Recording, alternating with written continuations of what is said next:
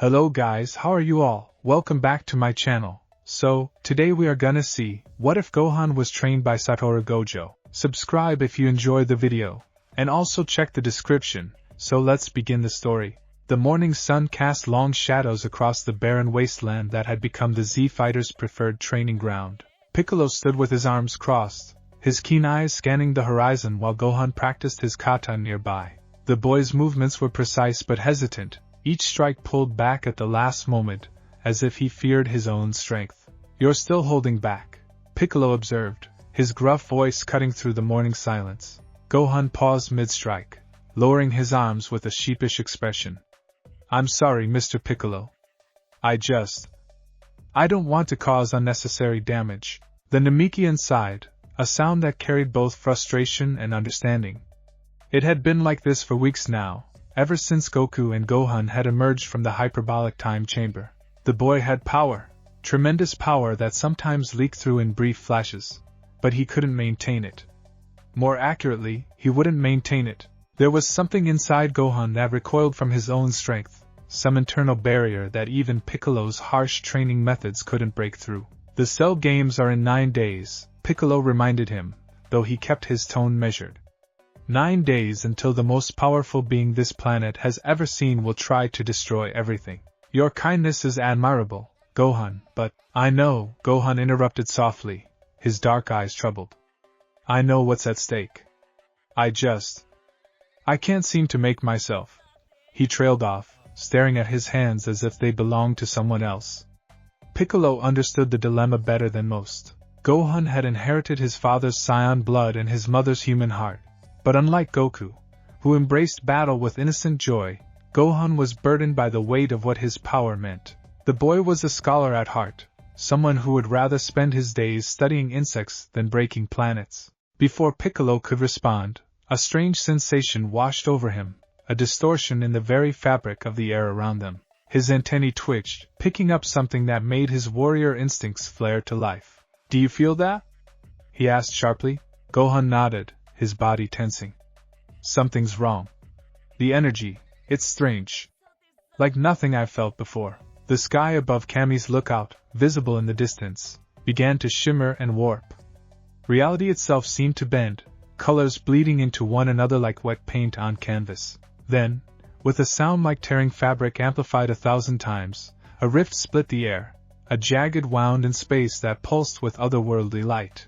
"We need to go. Now!" Piccolo barked, and both of them launched into the air, racing toward the lookout at full speed. By the time they arrived, the others had already gathered. Goku stood at the edge of the lookout's platform, his usually cheerful expression replaced by intense focus. Vegeta was there too, arms crossed and scowling at the dimensional tear as if it had personally offended him.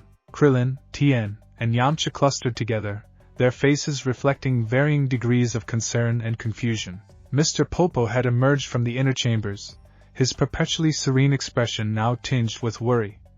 Even Dend, the young guardian of Earth, looked troubled as he stared up at the rift. "What is it?" Gohan asked as he and Piccolo landed. "No idea," Goku admitted, but his eyes were bright with curiosity rather than fear. "It just appeared a few minutes ago. The energy coming from it is weird. Not evil, exactly, but definitely not normal." "Not evil?" Vegeta scoffed. "Kakarot, that thing is tearing a hole in our reality." "I'd say that qualifies as a problem. I sense something coming through," Den said quietly, his voice steady despite his youth. "Something powerful." But Goku's right. The intent doesn't feel malicious. The rift pulsed, expanding slightly, and the distortion intensified. Gohan could feel it now. Whatever was on the other side of that tear, it was strong. Incredibly strong, but the energy signature was unlike anything he'd encountered before. It wasn't ki in the traditional sense. It felt different. Colder somehow, yet not in a malevolent way. More like the difference between fire and lightning, both powerful, both potentially dangerous, but fundamentally distinct in nature. "Everyone stay alert," Goku said, dropping into a ready stance. Despite the potential threat, there was an unmistakable note of excitement in his voice. "If whatever comes through is hostile, we'll deal with it. But let's not start a fight if we don't have to." Vegeta snorted but said nothing, his own body coiled with tension. The rift widened further, and then, with a final pulse of distorted light, someone, stepped through. Gohan's first impression was of impossible confidence. The figure that emerged from the dimensional tear was a tall young man, probably in his late 20s, with striking snow-white hair that stood up in an artfully tousled style. He wore strange clothing, a dark jacket over what appeared to be a uniform, with wrapped bandages obscuring his eyes. Yet despite the blindfold, he moved with perfect certainty, landing gracefully on the lookout's tiles as the rift behind him began to collapse inward. The stranger stood still for a moment, then reached up and pulled down the bandage covering his eyes. Gohan found himself staring into the most unusual eyes he'd ever seen, brilliant blue and seeming to contain depths of power that made his instincts scream warnings even as his rational mind noted the stranger's relaxed posture. The white-haired man said, glancing around with casual interest. This is definitely not Tokyo. Or anywhere in Japan, for that matter. His voice was smooth and carried an undertone of amusement, as if finding himself in a completely unknown location was mildly entertaining rather than concerning. Who are you? Goku called out, his tone friendly but firm. And what was that thing you came through? The stranger's attention shifted to Goku, and those incredible blue eyes studied him with an intensity that made Gohan shiver. It felt like being examined by someone who could see through to your very soul. Name Satoru Gojo, the man said with an easy smile. And that thing was apparently a dimensional rift. Not exactly how I planned to spend my Tuesday, but here we are. He spread his hands in a gesture that seemed to encompass their entire bizarre situation. As for who I am, well, let's just say I'm the strongest sorcerer in my world. Or I was anyway. Not sure if that title carries over to wherever this is. Sorcerer? Krillin whispered to Yamcha. Like magic? I thought that was Babiti's thing. Your world? Vegeta stepped forward, his eyes narrowed dangerously. You're saying you're from another dimension? Seems that way, Gojo confirmed, apparently unperturbed by Vegeta's aggressive stance. One moment I was dealing with a special grade cursed spirit, nasty piece of work, really, and the next thing I know, space-time gets all weird and I'm falling through what I can only describe as a cosmic blender. He scratched his head thoughtfully. The curse must have had some kind of spatial manipulation technique I wasn't aware of. Probably its death throes triggered something catastrophic. Gohan listened intently, his scholarly mind already trying to process this information. Cursed spirits? Spatial manipulation? This was beyond anything he'd studied, but the logical part of his brain that loved to analyze and understand new concepts was absolutely fascinated. You keep saying curse and sorcerer, Piccolo interjected, his voice suspicious. Explain. What exactly are you? Gojo's smile widened, and there was something almost playful in his expression. Direct. I like that. Okay, crash course in Jujutsu sorcery. He paused, seeming to consider how to explain. In my world, negative human emotions generate cursed energy. That energy can manifest as cursed spirits. Basically monsters born from fear, hatred, and other nasty feelings. Jujutsu sorcerers like me are people who can control cursed energy, and use it to fight these spirits. We protect normal people who can't see or defend against them. Energy born from emotions. Den murmured, his eyes widening. That's similar to Ki in principle, but the application is completely different. Ki? Gojo's eyebrows rose with interest. Now that's interesting. I was wondering about the energy signatures I'm picking up from you all. It's not cursed energy, but it's definitely something. His gaze swept over the assembled fighters, and Gohan noticed how those blue eyes seemed to analyze everything. And judging by the power levels I'm sensing, this isn't just any world I've stumbled into. You're all incredibly strong. Goku's face broke into a wide grin. You can sense our power? That's great. So you must be a fighter too. He stepped closer, his excitement palpable. Hey, want to spar? I'd love to see what a sorcerer from another dimension can do. Kakarot, you idiot, Vegeta growled. We don't know if we can trust this person. For all we know, his appearance could be related to Cell. At the mention of Cell, Gojo's expression became more serious. Cell? That sounds ominous. I'm picking up some context clues here that suggest you folks are dealing with some kind of threat. You could say that, Piccolo said dryly. In 9 days, a creature called Cell, who absorbed 2 androids to achieve his perfect form, is holding what he calls the Cell Games. It's essentially a tournament, but if we lose, he destroys the Earth. Gojo was silent for a moment, processing this information. Then he let out a low whistle. A world-ending threat via martial arts tournament. That's actually pretty stylish for an apocalypse. His tone was light, but Gohan could see the calculation happening behind those blue eyes. So you need to get stronger fast. Hence the training. We're as ready as we're going to be, Goku said, though his smile had faded slightly. Cell he's really strong. Stronger than anything we've faced before. But we've got a plan. Gohan felt his stomach twist at his father's words. He knew what that plan was. His father believed that Gohan, when properly motivated, when angry enough, could surpass everyone. Could defeat Cell. The problem was that Gohan himself wasn't sure if he could do it. Or even if he wanted to become the kind of person who could. You must be Goku, Gojo said, and it wasn't a question. I can tell by the way everyone looks at you. You're the leader here, the strongest.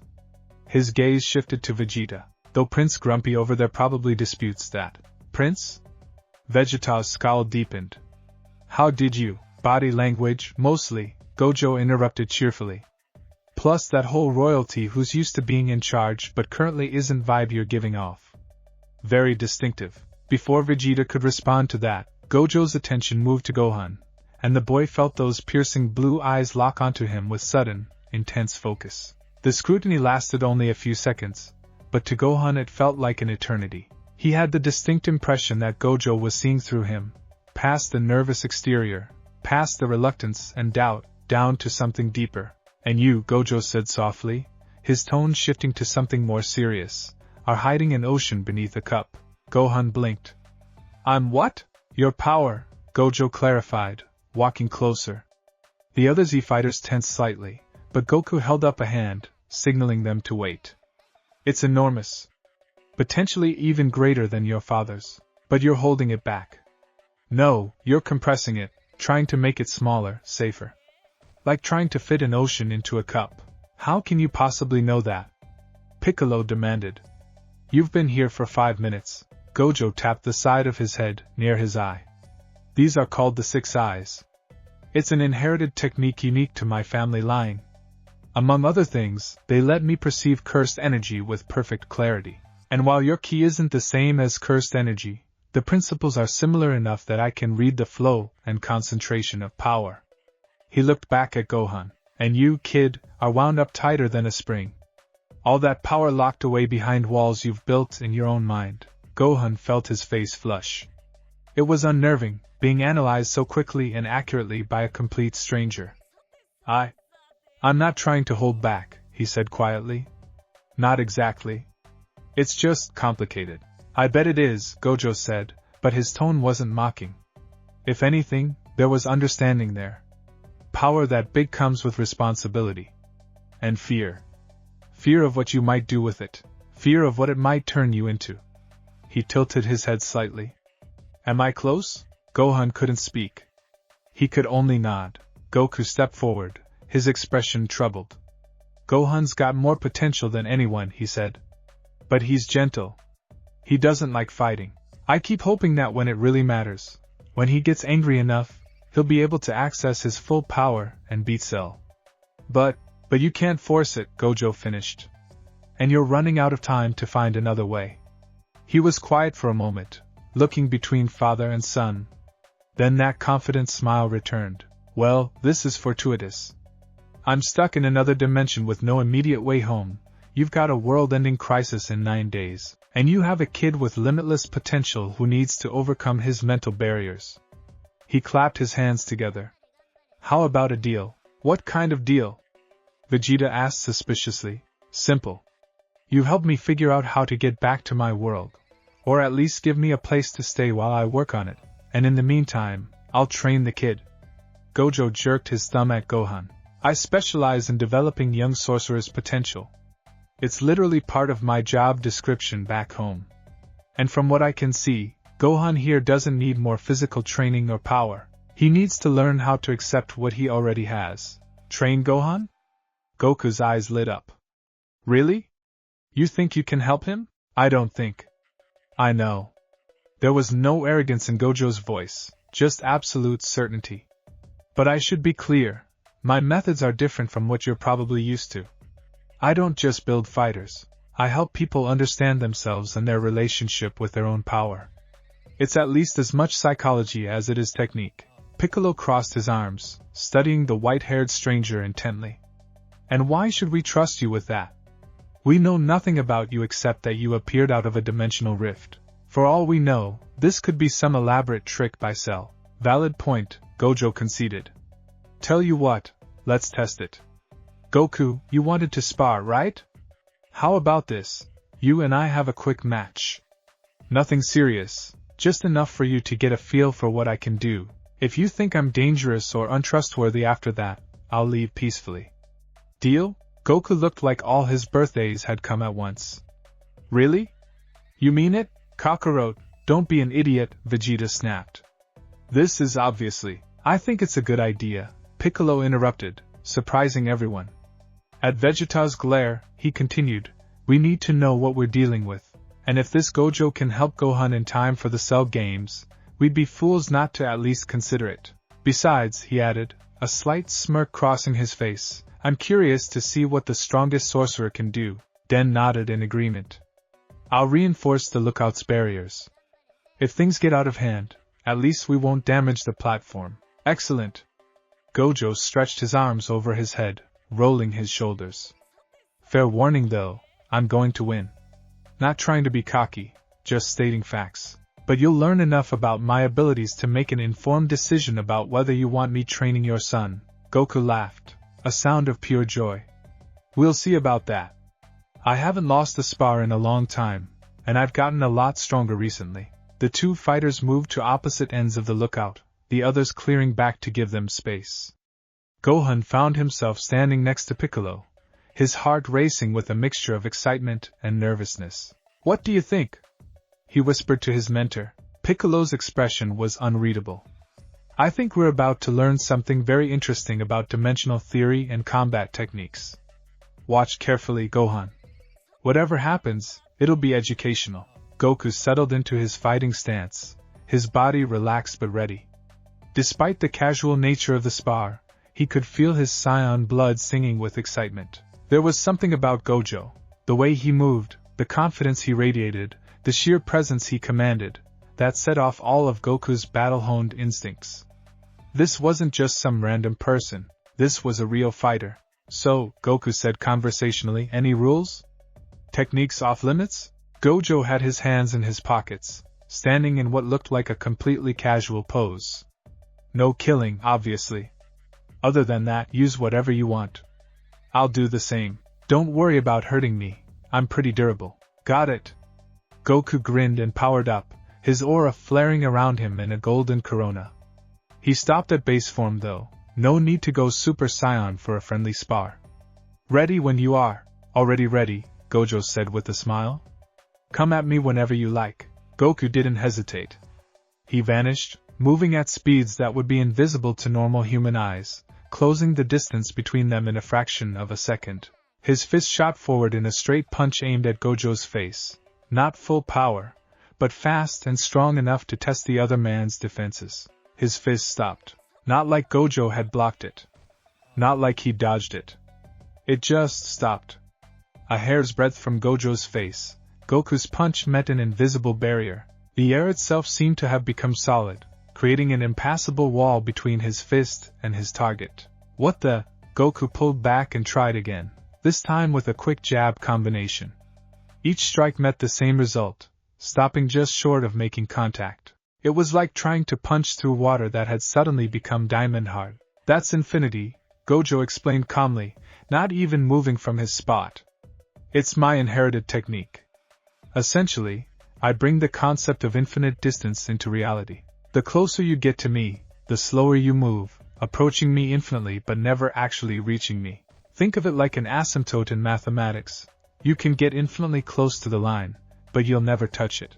Gohan's eyes widened. That's incredible. You're manipulating space itself. Smart kid, Gojo said approvingly. Most people need a longer explanation. Goku had backed off, his expression thoughtful rather than frustrated. So you've got a perfect defense? That's pretty amazing. But...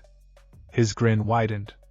What if I hit you with energy instead? He thrust his hands forward, releasing a ki blast. Again, nothing too powerful, just enough to test the waters. The blue energy bolt shot across the lookout toward Gojo, and stopped. Just like the physical attacks, the ki blast hung in the air in front of Gojo, its forward momentum completely arrested by the infinity barrier. Energy matter doesn't really make a difference to infinity, Gojo explained. It's all the same to infinite space, though I'll admit, your ki is definitely more potent than most cursed energy techniques I've dealt with. If you really cut loose, you might be able to overwhelm it through sheer power, but that would kind of defeat the purpose of a friendly spar, wouldn't it? Vegeta's eye twitched. That's impossible. An absolute defense? There's no such thing. There is in my world, Gojo said with a shrug. But don't feel bad. Most special-grade curses can't get through it either. I've been maintaining infinity pretty much constantly since I was 16. It's automatic at this point, running all the time without me having to think about it. Goku was still smiling, but Gohan could see the wheels turning in his father's head. This wasn't just a challenge, this was a puzzle. And his father loved puzzles. Okay, Goku said slowly. So I can't hit you with regular attacks. But what about... He vanished again, and this time he appeared behind Gojo, launching an attack from a different angle. Same result. The punch stopped just short. Goku tried from above. From below. From multiple angles in rapid succession, his speed creating afterimages as he attacked from every conceivable direction simultaneously. Every single strike met that invisible barrier. Your speed is impressive, Gojo commented, tracking Goku's movements despite the incredible velocity. And your combat sense is excellent. But infinity doesn't care which direction you're coming from. It's omnidirectional. Krillin let out a low whistle. Okay, that's just unfair. How are you supposed to fight someone you can't touch? That's the point, Piccolo murmured, his eyes narrowed in concentration. He's not trying to show off. He's demonstrating the kind of problem-solving Gohan would need to develop. How do you defeat an opponent when conventional approaches don't work? Goku had stopped attacking, standing a few meters away from Gojo. But instead of looking frustrated, he looked excited. This is amazing. I've never fought anyone with an ability like this before. He powered up further, his aura intensifying. But you said you're not just defending, right? You mentioned you'd use your techniques too? Gojo's smile turned slightly dangerous. Was wondering when you'd ask about that. Sure, I can show you some offense. Though fair warning, I'm going to move now. Bring it on. Gojo finally took his hands out of his pockets. He held one hand up, fingers spread. Curse technique reversal, red. A small sphere of what looked like crimson energy formed at his fingertips. Then, almost casually, he flicked it toward Goku. Goku's instincts screamed danger. Whatever that little ball of energy was, it was bad news. He dodged sideways, and the sphere adjusted its course, tracking him. He put on a burst of speed, but the red energy followed him like a heat-seeking missile. It's attracted to mass, Gojo explained helpfully. The more you try to avoid it, the more persistently it'll chase you. Goku stopped running and instead caught the sphere in his hands, planning to deflect or disperse it. The moment his palms made contact, he understood his mistake. The red energy didn't just explode or burn, it repelled. Violently, he was thrown backward across the lookout, tumbling through the air before managing to right himself and skid to a halt. His palms were reddened but not seriously injured. Gojo had clearly held back, but the force of that repulsion had been tremendous. Repulsive force, Goku said, understanding dawning. If infinity is an absolute defense based on infinite distance, then red is an attack that pushes things away. That's clever. You're catching on quick, Gojo said approvingly. I've got another one too. Wanna see? Definitely. This time, Gojo brought his hands together, fingers interlacing in a specific pattern. Curse technique lapse, blue. A sphere of blue energy, darker and more menacing than the red one, materialized between his hands. Gojo made a pushing motion, and the blue sphere shot toward Goku, but slower than Red had moved, giving Goku time to dodge. He moved to the side, but immediately felt himself being pulled back toward the sphere. The attraction was immense, like gravity had suddenly increased 100-fold in that specific direction. Goku had to actively fight against it, powering up to resist the pull. Blue creates an attractive force, Gojo explained. The opposite of red. Where red pushes away, blue pulls in. And if you get caught in its center, he made a clenching gesture, and the blue sphere collapsed inward, crushing the air itself with an audible crack. Goku whistled appreciatively. So you've got both pushing and pulling covered. And with that infinity thing, you can't be touched. That's one heck of a toolkit. It gets better, Gojo said, and there was a note of pride in his voice. What do you get when you combine attractive and repulsive forces? He brought his hands together, red energy forming in his right hand and blue in his left. The two energies swirled around each other, mixing but not quite combining. The air between them began to distort, reality bending under the weight of opposing forces meeting in perfect collision. Imaginary technique, purple. The result was a streak of purple-black energy that looked less like an attack and more like a tear in existence itself. Gojo aimed it away from everyone, sending it shooting off into the sky. Where it passed, it didn't just destroy, it erased. The very air seemed to vanish in its wake, leaving a momentary void that rushed back in with a thunderclap. Even Vegeta looked impressed, though he tried to hide it. That's considerable power, he admitted grudgingly. Purple deletes matter, Gojo said simply. Both the attractive and repulsive forces working together create a phenomenon that just removes whatever it touches from existence. It's my strongest direct attack technique. Goku was practically bouncing with excitement. That's incredible. But with a defense like Infinity, why do you even need attack techniques? Couldn't you just outlast any opponent? Sure, Gojo agreed. But that's boring. Plus, some enemies require more than just defense. And, he added with a meaningful look at Gohan, the point of fighting isn't just to win, it's to protect what matters. Sometimes that means overwhelming force to end a threat quickly. Gohan felt that gaze on him again, those blue eyes seeming to convey a message. Power has purpose, and that purpose is what makes it meaningful. So, Gojo continued, turning back to Goku, I've shown you my basics. How about you show me what you can really do? Don't worry about hurting me, Infinity will hold. And I'm genuinely curious to see how strong you are. Goku didn't need to be asked twice. His aura exploded outward, and his hair began to stand up, flickering between black and gold. Alright. Here I go. With a flash of golden light, Goku transformed into a Super Saiyan, his hair turning blonde and his eyes becoming teal. The sheer pressure of his energy made the lookout's tiles crack, and everyone except Gojo and the stronger fighters had to brace themselves against the force of his power. Gojo's eyebrows rose appreciatively. Now that's more like it. Your power just increased exponentially. That transformation, interesting. Is that what you meant by Saiyan? This is a Super Saiyan, Goku explained, his voice carrying more edge in this form. It's a transformation my race can achieve. Multiplies our power significantly, I'll say. You went from very strong to catastrophically powerful in an instant. Gojo's eyes were practically glowing as he analyzed the transformation. The energy efficiency is remarkable too.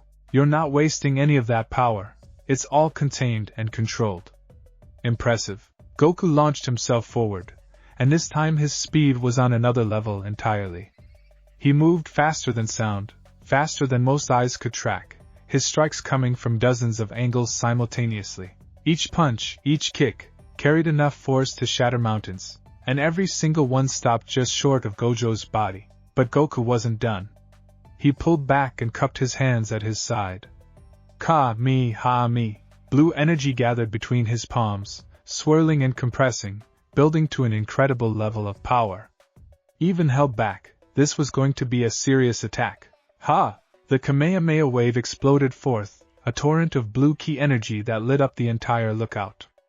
The beam was massive, easily large enough to engulf Gojo's entire body several times over. It hit infinity and stopped, the energy dispersing around Gojo like water around a stone, unable to proceed those final infinitesimal distances to actually strike him. When the blast cleared, Gojo stood completely unharmed, not even his hair out of place.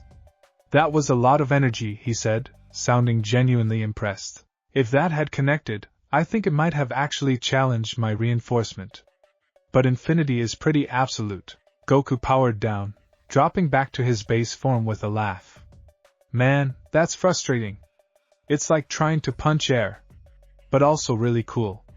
I've never fought anyone with a technique like that before." "So," Piccolo called out, "have you seen enough, Goku?" Goku nodded, walking back to the group. "Yeah. He's the real deal. Everything he said about his abilities checks out, and he didn't even break a sweat." He looked at Gojo with genuine respect. "You really are super strong, aren't you? I told you, I'm the strongest in my world." Not arrogance, just fact. Gojo walked over to join them, his casual demeanor returning.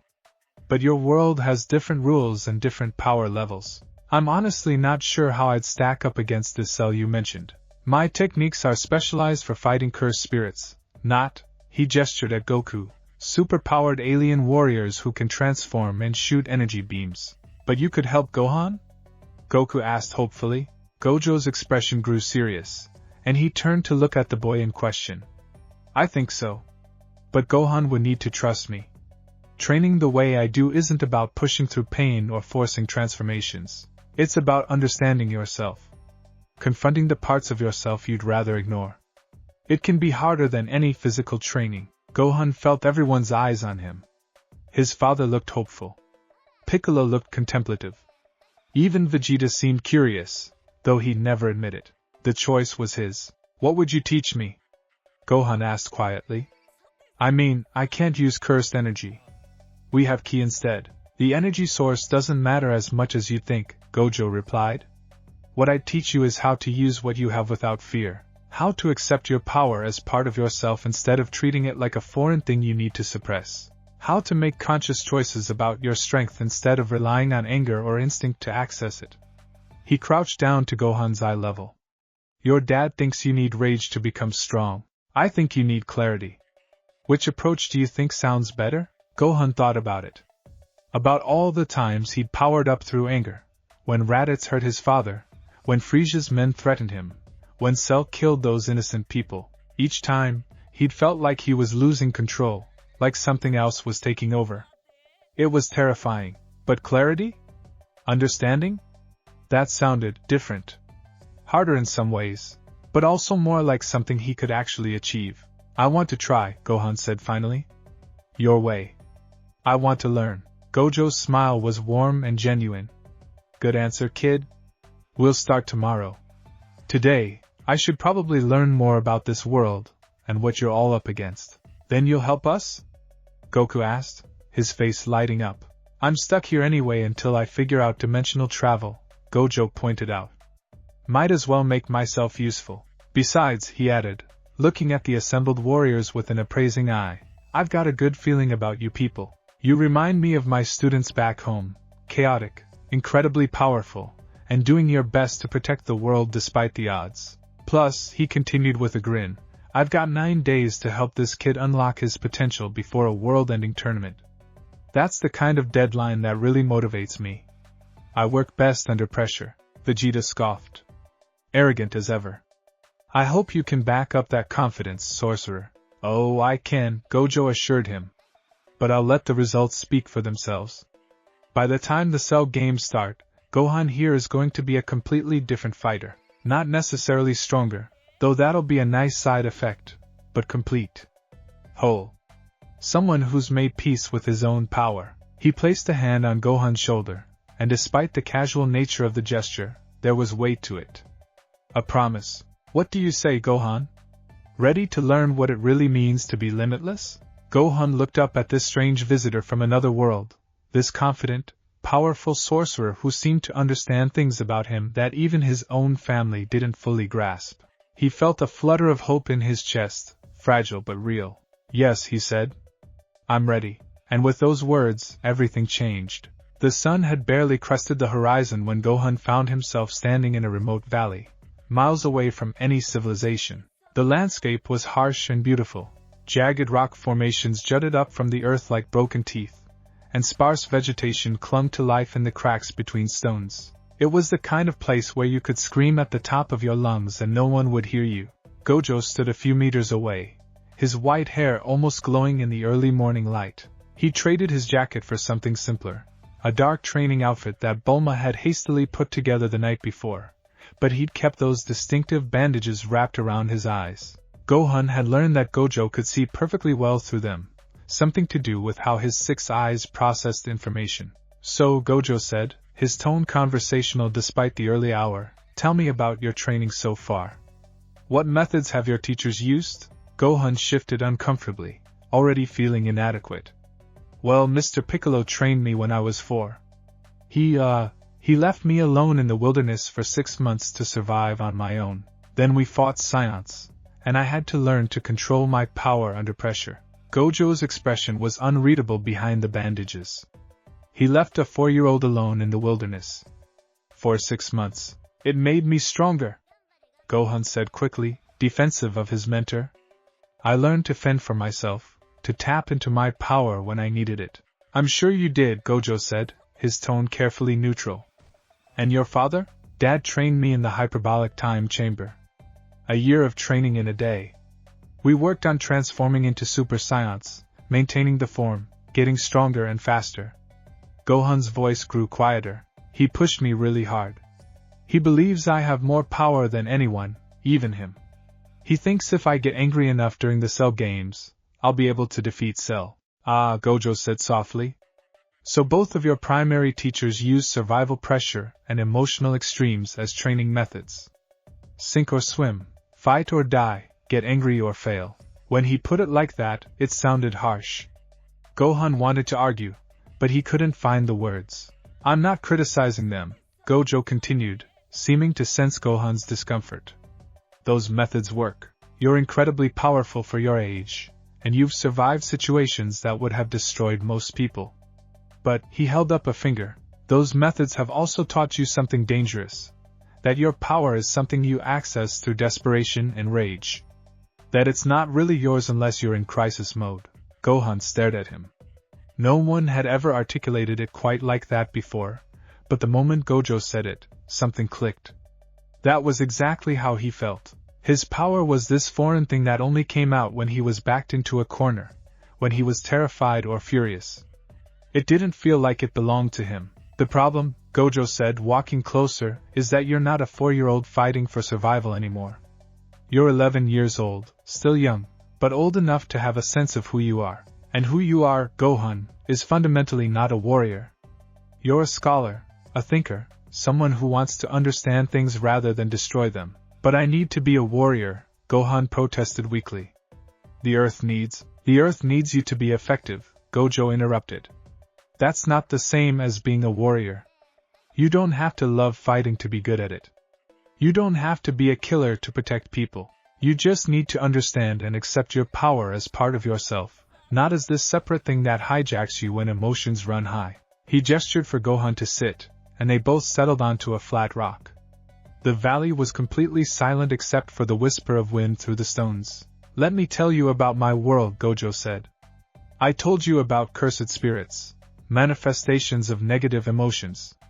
Well, Jujutsu sorcerers are people born with the ability to see and manipulate cursed energy. Most of them are trained from childhood to be warriors, to fight and exorcise curses to protect normal people who can't defend themselves. Gohan listened intently, his scholarly instincts engaged. I'm a teacher at Tokyo Jujutsu High, Gojo continued. I train teenagers, kids just a few years older than you, to become sorcerers. And you know what the biggest challenge is? It's not teaching them techniques or making them stronger. It's helping them understand that their power doesn't define their worth, and their worth doesn't require them to sacrifice their humanity. He turned to look at Gohan directly, those hidden eyes somehow conveying intense focus. I've seen too many young sorcerers burn out because they couldn't reconcile who they were with what they could do. They either became monsters who used their power without conscience, or they broke under the weight of responsibility. The ones who thrive, the ones who become truly great, are the ones who integrate their power into their identity. Who say yes, I can destroy, and I choose not to unless necessary. Yes, I'm gentle, and that gentleness doesn't make me weak. It makes me strong enough to choose restraint. Gohan felt something tight in his chest beginning to loosen. But Dad says, your dad is probably the purest fighter I've ever encountered, Gojo said with a small smile. He loves battle for its own sake. There's nothing wrong with that. It's genuinely who he is. But you're not him, Gohan. And that's okay. Better than okay, actually. The world needs protectors who fight because they care about people, not just because they enjoy the challenge. So what do I do? Gohan asked, his voice small. How do I integrate my power? How do I make it mine? Gojo stood up, brushing off his pants. We start with the basics. Stand up. Gohan obeyed, facing his new teacher with a mixture of nervousness and anticipation. First lesson, Gojo said. Transform into a Super Saiyan. That was easy enough. Gohan had done it countless times in the time chamber. He focused, drew on his ki, and felt the familiar surge as his hair spiked up and turned gold, his eyes shifting to teal. Power flooded through him, and his aura blazed around his body. Good, Gojo said, circling him slowly. Now how do you feel? Powerful, Gohan answered automatically. Like I could. No, Gojo interrupted. I didn't ask what you could do. I asked how you feel. Emotionally. Inside yourself. Gohan paused, actually considering the question. How did he feel? Tense, he said slowly. Like I'm holding on to something that wants to explode. Like if I relax for even a second, it'll all fall apart. Exactly, Gojo said, nodding. You're not inhabiting the transformation. You're just barely controlling it. It's a state of constant strain. Now power down. Gohan let the transformation drop, returning to his base form with a small sigh of relief. Did you notice that? Gojo asked. The relief when you powered down? That tells me everything. The transformation should be natural, comfortable. It should feel like putting on a familiar jacket, not like holding your breath underwater. But that's just how Super Saiyan works, Gohan protested. It's a constant drain on energy. You have to maintain it. Your dad doesn't seem to have that problem anymore, Gojo pointed out. I watched him yesterday. When he went Super Saiyan during our spar, he was completely relaxed. The form was effortless for him. Gohan felt a familiar sting of inadequacy. Of course his father had mastered it completely. His father was Goku. Stop that, Gojo said sharply, and Gohan jerked in surprise. Stop comparing yourself to him. You're not your father, and you'll never be him. You'll be something else, something potentially greater, but only if you stop trying to fit yourself into his mold. I'm not trying to. Yes, you are. Everyone does it to you, your dad, Piccolo. Probably even that Vegeta guy sees you as Goku's son first and Gohan second. It's not malicious, but it's limiting you. So here's what we're going to do. Gojo pointed at Gohan. For the next 8 days, you're not Goku's son. You're not anybody's son or student or hope for the future. You're just Gohan, a person with incredible power trying to figure out who he is. Can you do that? Gohan wanted to argue, but found he couldn't. The idea was simultaneously terrifying and liberating. Just Gohan. Not the backup plan, not the secret weapon. Just himself. I can try, he said quietly. Good enough. Gojo clapped his hands together. Now, let's talk about infinity. For the next hour, Gojo explained his technique in detail. Gohan listened with rapt attention, his analytical mind engaging fully with the concepts. Infinity brings the concept of infinite space into reality, Gojo explained, illustrating with hand gestures. It's based on the mathematical concept of limits and asymptotes. You know what those are? Yes. Gohan's eyes lit up. An asymptote is a line that a curve approaches but never actually reaches. Like how 1 divided by x approaches 0 as x increases, but never actually gets there. Exactly. Smart kid. Gojo grinned. So imagine that concept applied to space. As something approaches me, it has to traverse an infinite series of divisions. First half the distance, then half of what remains, then half of that, and so on. Mathematically, it should reach me eventually, but with infinity active, each division takes the same amount of time as the previous one. The result is that things slow down the closer they get, approaching me infinitely but never arriving. Gohan's mind raced with the implications. That's brilliant. But how do you maintain it constantly? The mental energy required to. That's where it gets interesting, Gojo interrupted. When I first awakened Infinity, it was exactly like your Super Saiyan problem. I had to consciously maintain it every second, and it was exhausting. I could only keep it up for a few hours at most. But then I had a breakthrough. I automated it. Automated it? Gohan leaned forward. How? By making it a function of my cursed energy instead of a conscious effort. I set conditions, parameters that define what gets stopped and what doesn't. Air molecules, for instance, pass through freely, otherwise I'd suffocate. Light passes through so I can see. Friendly attacks pass through, but hostile intent, dangerous objects, harmful energy, all of that gets caught by Infinity automatically. My 6 eyes process the information and make those distinctions without me having to think about it. Gohan was fascinated. So it's like programming? You set the rules, and then your energy executes them automatically? Essentially, yes. And that's what you need to do with Super Saiyan. Gojo pointed at him. Right now, you're manually controlling every aspect of the transformation. You're consciously holding it together, but your body already knows how to be a Super Saiyan. You've done it dozens of times. What you need to do is teach your subconscious mind to maintain it automatically. But how? We start with meditation, Gojo said. Not the kind where you empty your mind. That's useless for this. Active meditation? Transform into Super Saiyan again. Gohan obeyed, the golden aura flaring around him once more. Now sit down. Cross-legged, comfortable position. Gohan sat, feeling awkward. His Super Saiyan aura was still blazing, energy crackling around him. Feel that tension? Gojo asked. That's you trying to control the transformation through willpower. I want you to stop. But if I stop, I'll power down. Maybe. Maybe not. Let's find out. Gojo sat down across from him. Close your eyes. Now I want you to feel the transformation, but not as something you're doing. Feel it as something you are. Not I am maintaining Super Saiyan. Just I am Super Saiyan. I don't understand the difference. Right now, you're like someone holding their arm up through pure muscle tension.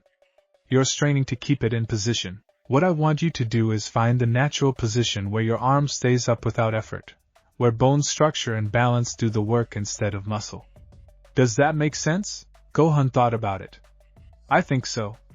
You want me to find the natural state of Super Saiyan? Where it just exists without me forcing it. Exactly. Now try it. Stop forcing. Just be. Gohan took a deep breath and tried to relax. Immediately, he felt the transformation starting to slip. Panic flared, and he instinctively grabbed hold of it again, pulling the power back. That's okay, Gojo said calmly. Try again. And this time, when you feel it slipping, don't panic. Just observe what's happening. Where is the tension? What part of you is trying to let go? They repeated the exercise dozens of times. Each time, Gohan would try to relax his control, feel the transformation beginning to fade, and either panic and catch it or let it drop completely back to base form. It was frustrating, and after an hour, Gohan was sweating and exhausted despite not having done any physical training. Why is this so hard? He groaned, slumping in defeat after his 30th attempt. Because you're fighting against years of conditioning, Gojo said, completely unfazed by the lack of progress. Your body and mind have learned that transformation equals strain. We're trying to teach them something new, and that takes time. Take a break. Drink some water. Gohan gratefully accepted the canteen Gojo offered. The water was cool and refreshing, and as he drank, he noticed something. He'd been so focused on the meditation exercise that he'd stopped thinking about the cell games. Stopped worrying about whether he was strong enough, whether he'd fail everyone, whether he was disappointing his father. For an hour, he'd just been Gohan, trying to solve a problem. I saw that, Gojo said with a knowing smile. You just realized you enjoyed the last hour, didn't you? Even though it was frustrating? Gohan blinked. How did you? Your whole posture changed. You relaxed? See, that's what I'm talking about. When you're just being yourself, working on a challenge that engages your mind, you're completely different. You're confident, focused, alive. That's the Gohan I saw potential in. That's who you need to be when you fight. But fighting isn't like solving a puzzle, Gohan protested. It's violent and scary, and why can't it be both? Gojo interrupted. Every fight is a puzzle. Your opponent has strengths and weaknesses, patterns and habits. You analyze them, formulate a strategy, and execute. The violence is just the medium through which the puzzle plays out. Gohan had never thought about it that way. When his father fought, it seemed like pure instinct and joy.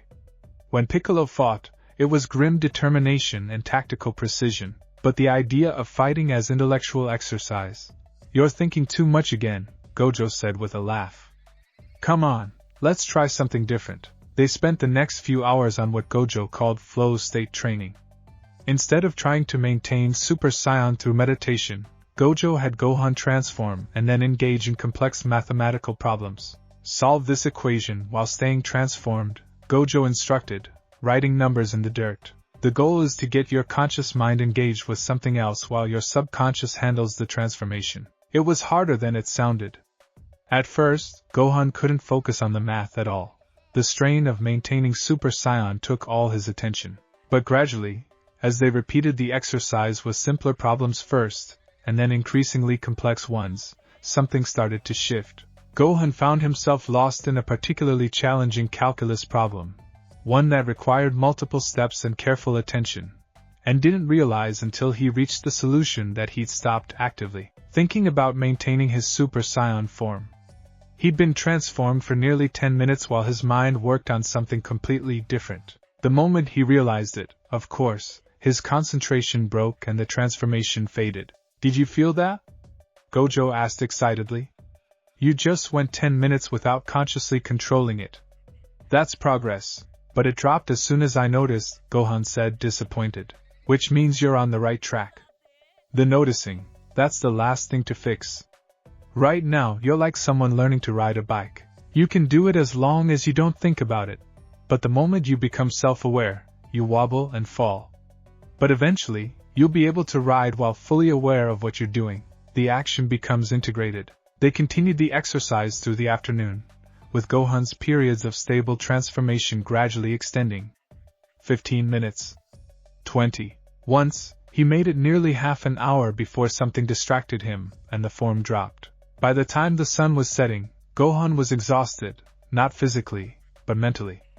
His brain felt wrung out from the constant mental gymnastics. That's enough for today, Gojo announced, noting Gohan's fatigue. You did well. Better than I expected, actually. Really? Gohan perked up slightly. But I still can't maintain it consistently. Rome wasn't built in a day, kid. What you did today was start rewiring years of training and mental habits. That's huge. Gojo stretched, his joints popping. Tomorrow, we'll work on the next phase, understanding why you hold back. Why I hold back? Gohan frowned. I told you, I'm not trying to. I know you're not trying to. That's the point. It's subconscious. You're afraid of your own power, but not for the reason most people would think. Gojo's expression grew serious. You're not afraid of hurting others. Well, you are. But that's not the core issue. You're afraid of who you become when you access your full power. Afraid of that angry, violent person who shows up when you're pushed too far. You think that person is the real you, and you hate them. Gohan felt like he'd been punched in the stomach. How did Gojo know? How could he possibly? I've seen it before, Gojo said gently. Students who have immense power but can only access it through negative emotions. They start to associate their strength with the worst parts of themselves. It becomes a self-fulfilling prophecy. You only use your full power when you're at your worst, so you start to believe that's the only way you can be powerful. But what if it's true? Gohan's voice cracked slightly. What if the only way I can be strong enough to beat Cell is to become that monster? Then Cell wins even if you destroy him, Gojo said firmly. Because you'll have lost yourself in the process. No, Gohan. We're going to find another way. We're going to teach you to access your full power while fully yourself, calm, rational, and in complete control. Is that even possible? It is. I promise you it is. Gojo placed a hand on Gohan's shoulder. Trust me? Gohan looked up at this strange man from another dimension, this teacher who seemed to understand things about him that he barely understood about himself. There was something in Gojo's confidence that was infectious, something that made impossible things seem achievable. I trust you, Gohan said. Good. Now let's head back. I'm starving, and I bet your mom has dinner ready. The flight back to Capsule Corp, where Gojo was staying as Bulma's guest, was quiet. Gohan found his mind churning with everything they'd discussed. The idea that he could be powerful and himself at the same time, that strength didn't require rage or desperation. It was so different from everything he'd been taught. When they landed, they found the others gathered in Bulma's living room. Goku jumped up the moment he saw them. Gohan! How was it? Did you learn cool new techniques? Did you get stronger? It's only been one day, Kakarot, Vegeta drawled from his seat, but even he looked curious. We didn't do any combat training, Gohan admitted, and saw his father's face fall slightly. We worked on meditation and mental exercises, trying to maintain Super Saiyan without strain. Oh. Goku scratched his head. Well, that's important too, I guess. We did something similar in the time chamber, remember? Trying to make Super Saiyan feel natural? It's related but different, Gojo interjected, settling into a chair. Goku, when you trained Gohan to maintain Super Saiyan, your approach was conditioning, staying in the form for extended periods until it became second nature, right? Yeah, pretty much. We stayed transformed for days at a time.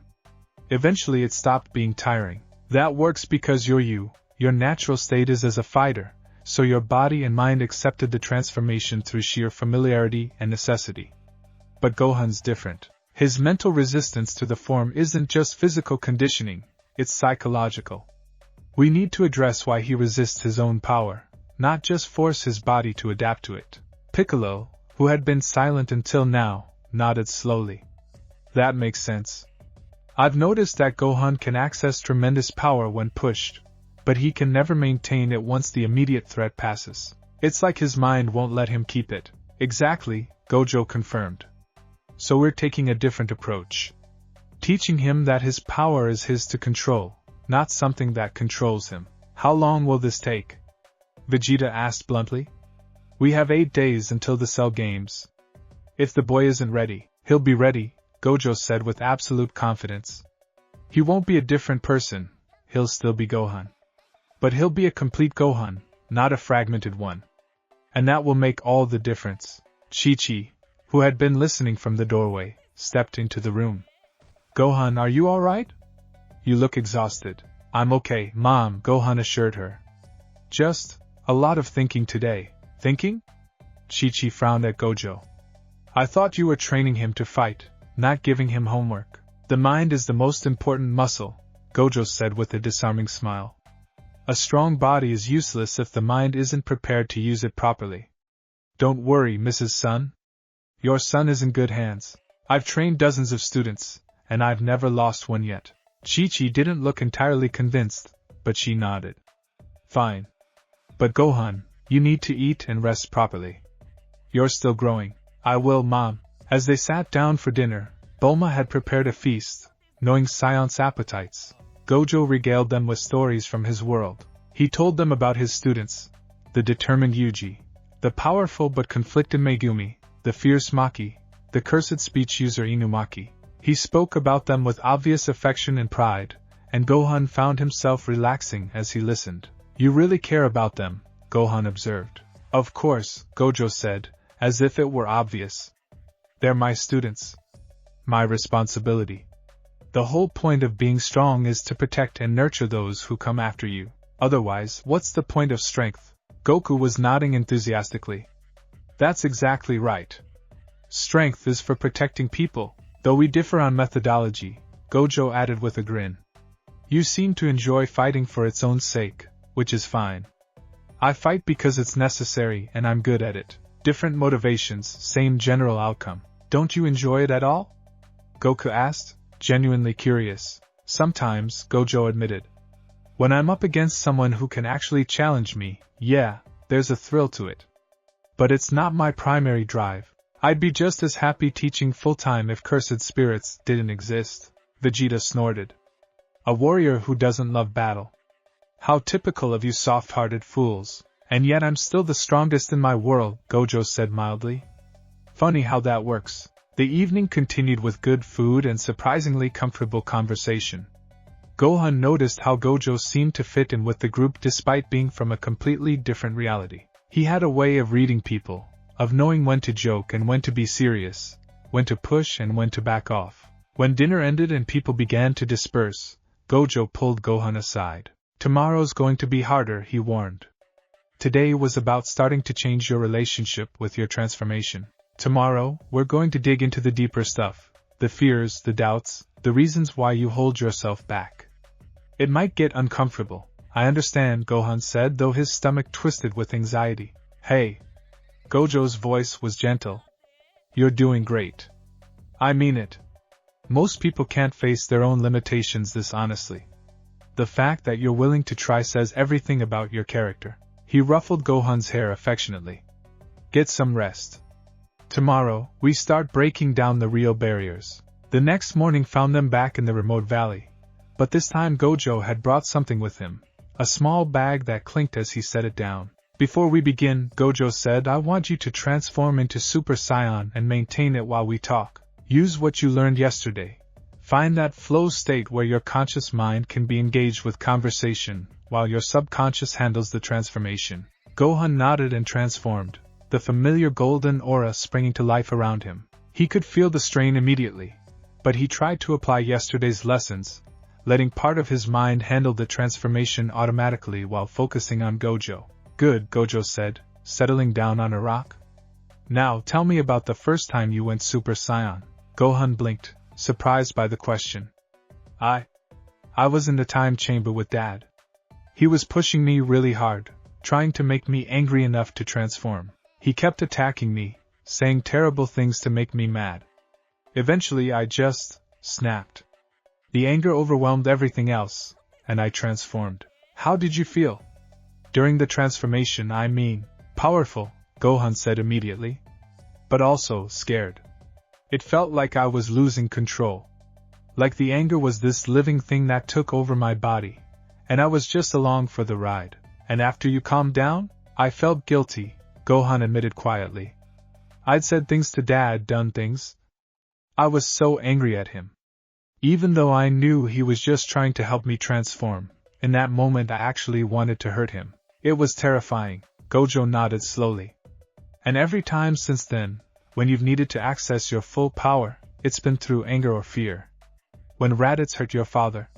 When Frisia's men threatened you on Namek. When Cell killed innocent people. Always in response to something terrible. Yes, Gohan whispered. So in your mind, full power equals loss of control equals becoming someone you don't want to be.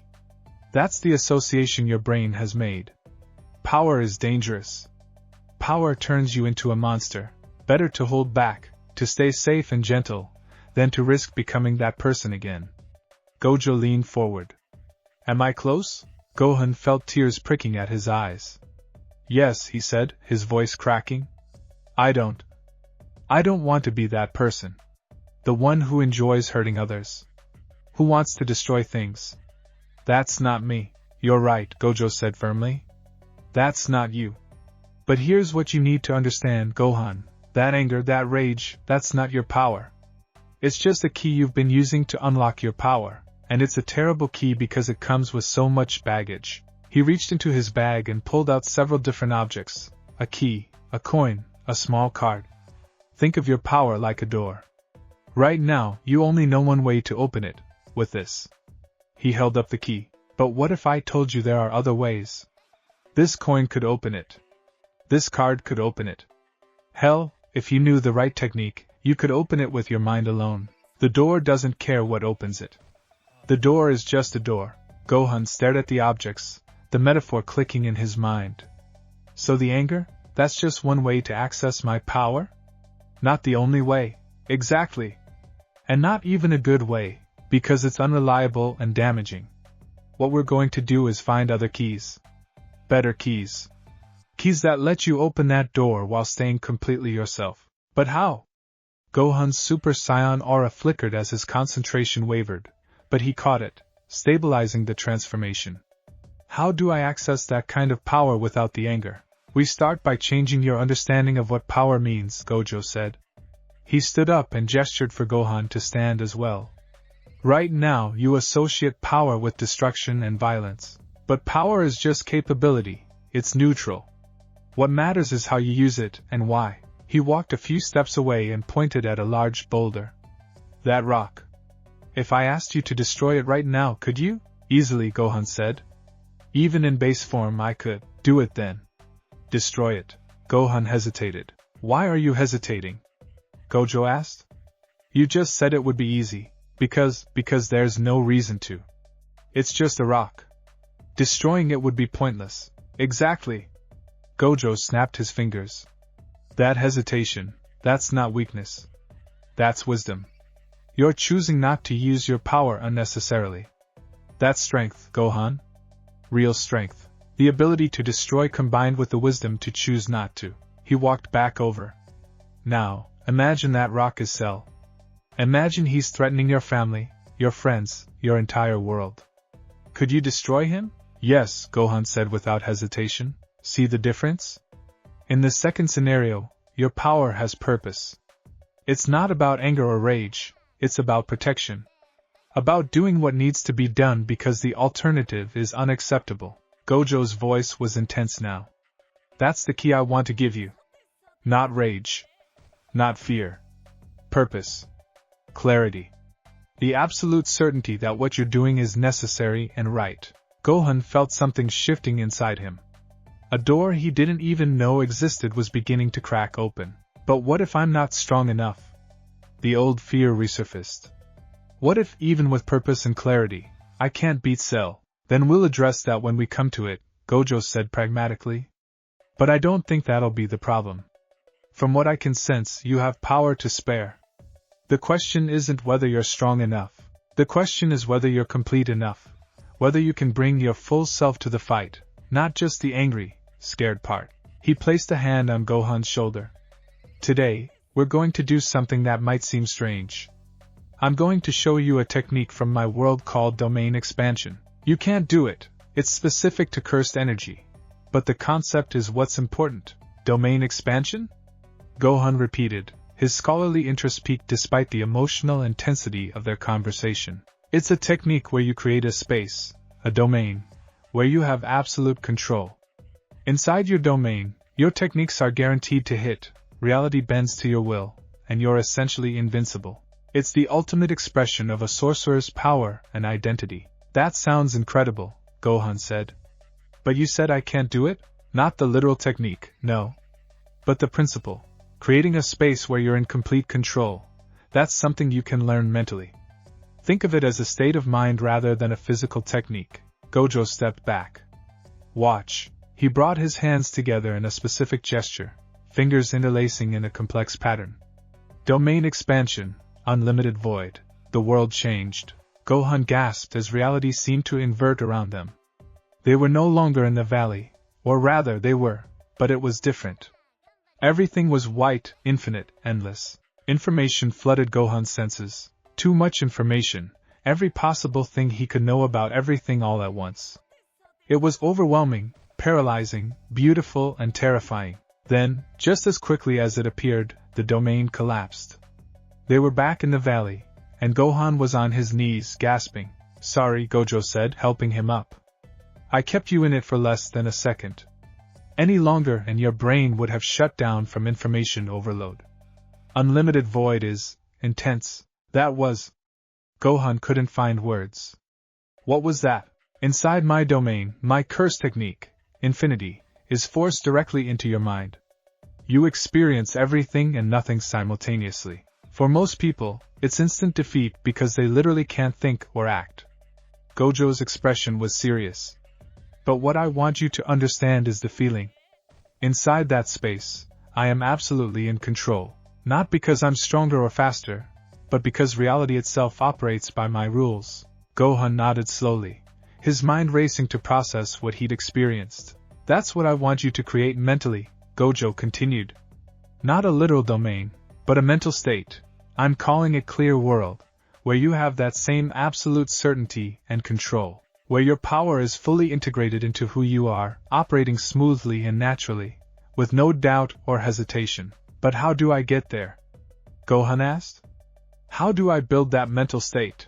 Practice and self-knowledge, Gojo said. We're going to spend the rest of today, and probably tomorrow too, exploring who you are when you're at your best. When you're confident, calm, and fully yourself, then we're going to connect that state to your power.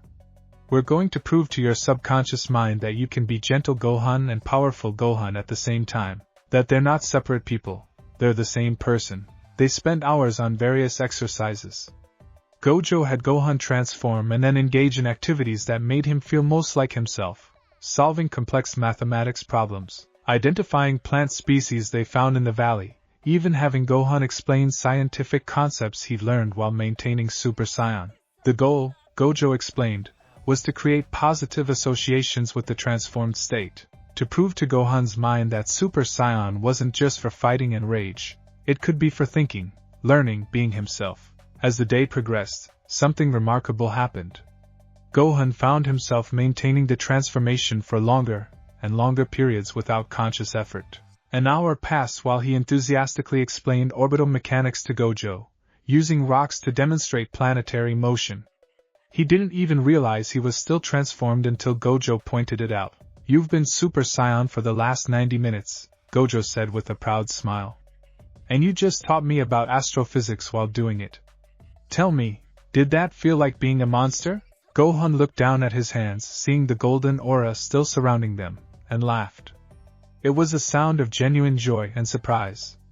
No, he said. It felt normal. Like this is just part of who I am. Because it is, Gojo confirmed. That transformation doesn't change who you are fundamentally. It's just another aspect of you, like being smart or kind or curious. It's all Gohan. For the first time since this whole ordeal with Cell had begun, Gohan felt something close to hope. Real hope, not the desperate kind based on a transformation or rage, but the kind that came from understanding. Thank you, he said quietly. I don't think anyone's ever. I mean, Dad and Mr. Piccolo are great, but they taught you what they knew, Gojo said gently. Goku fights with pure instinct and joy, that's his way. Piccolo is tactical and stern, that's his way.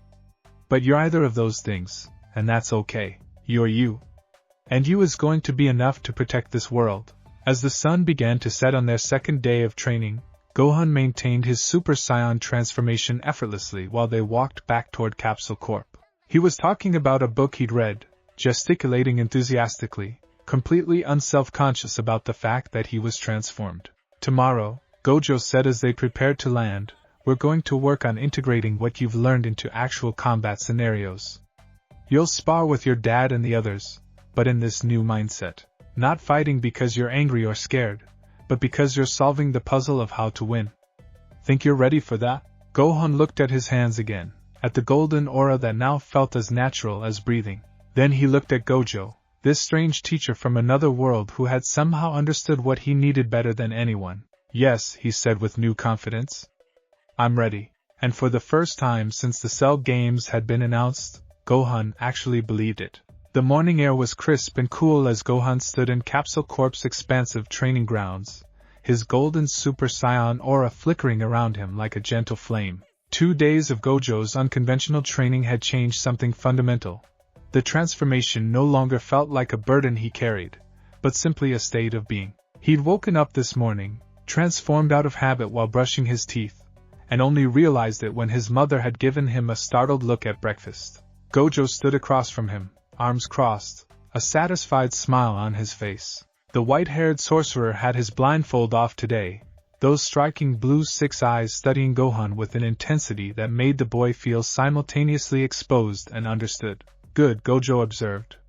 You're maintaining the form without even thinking about it now. That's exactly what we needed. But now comes the hard part. Hard part? Gohan asked nervously. I thought learning to maintain Super Saiyan was the hard part. That was step 1, accepting your power. Step 2 is learning to use it intelligently. Gojo gestured around the training ground. Your father and the others should be arriving soon for sparring practice. But before they get here, I want to teach you something that goes beyond raw power. He walked closer, those 6 eyes seeming to glow slightly in the morning light. Tell me, Gohan, when you fought in the past, what did you focus on? Gohan thought about it. Hitting my opponent?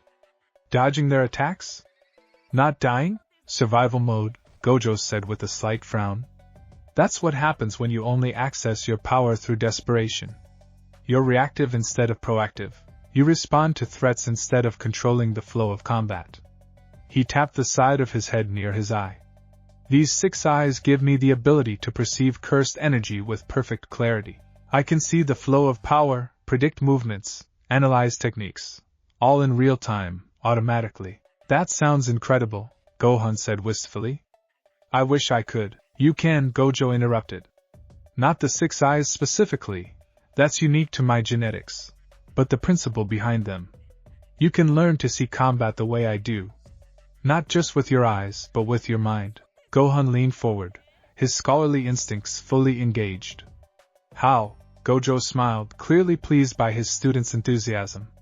Your world has ki sensing, right? The ability to feel energy signatures? Yes, we all use it. It's how we track power levels, sense people's locations, feel when someone's approaching. But you're using it passively, Gojo said. It's like having a radio that can only pick up one station. What I'm going to teach you is how to tune into multiple frequencies simultaneously and extract meaningful data from each one. He gestured for Gohan to sit, and they settled onto the grass. Close your eyes. Now sense my ki, or cursed energy, whatever you want to call it. Gohan obeyed, reaching out with his senses. He could feel Gojo's energy immediately. It was strange. Fundamentally different from ki, but undeniably powerful. It felt cold and precise, like looking at a perfectly cut diamond. Got it, Gohan confirmed. Good.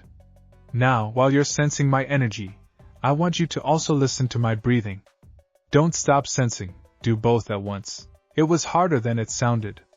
Gohan's attention kept shifting between the 2 tasks, unable to maintain focus on both simultaneously. Struggling? Gojo asked. And Gohan could hear the smile in his voice. That's normal. Your brain isn't used to processing multiple streams of combat-relevant information at once. But it can learn. Keep trying. They practiced for nearly 20 minutes, with Gohan gradually learning to split his attention. First between energy sensing and sound, then adding visual observation.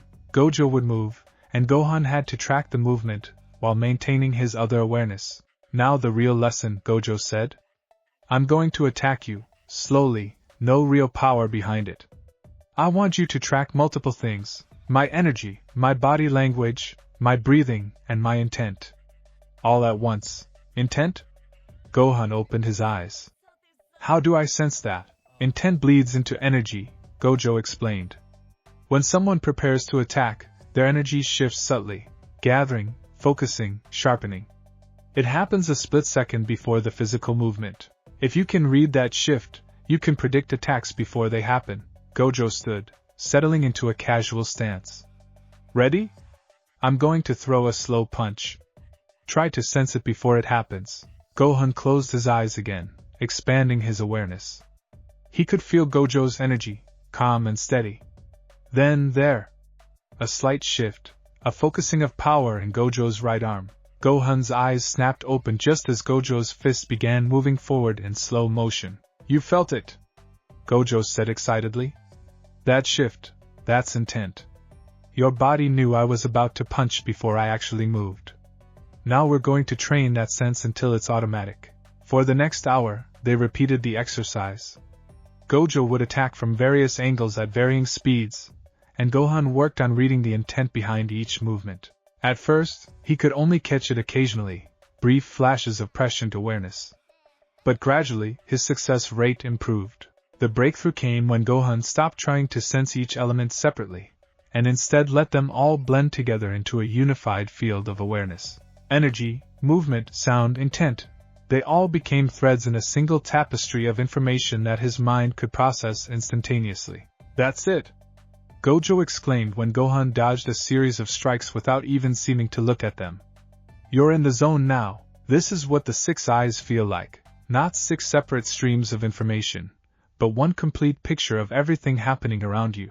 Gohan opened his eyes, breathing hard despite the relatively light exercise. His mind felt expanded, stretched in new directions. It's overwhelming. There's so much information. For now, Gojo agreed.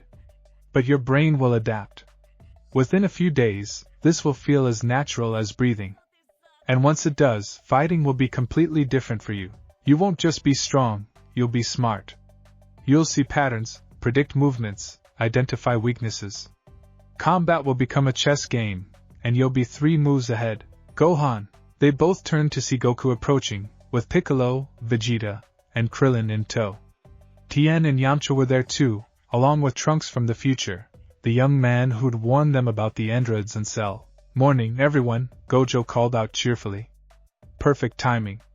We were just about to move into practical application. Goku bounded over with his characteristic enthusiasm.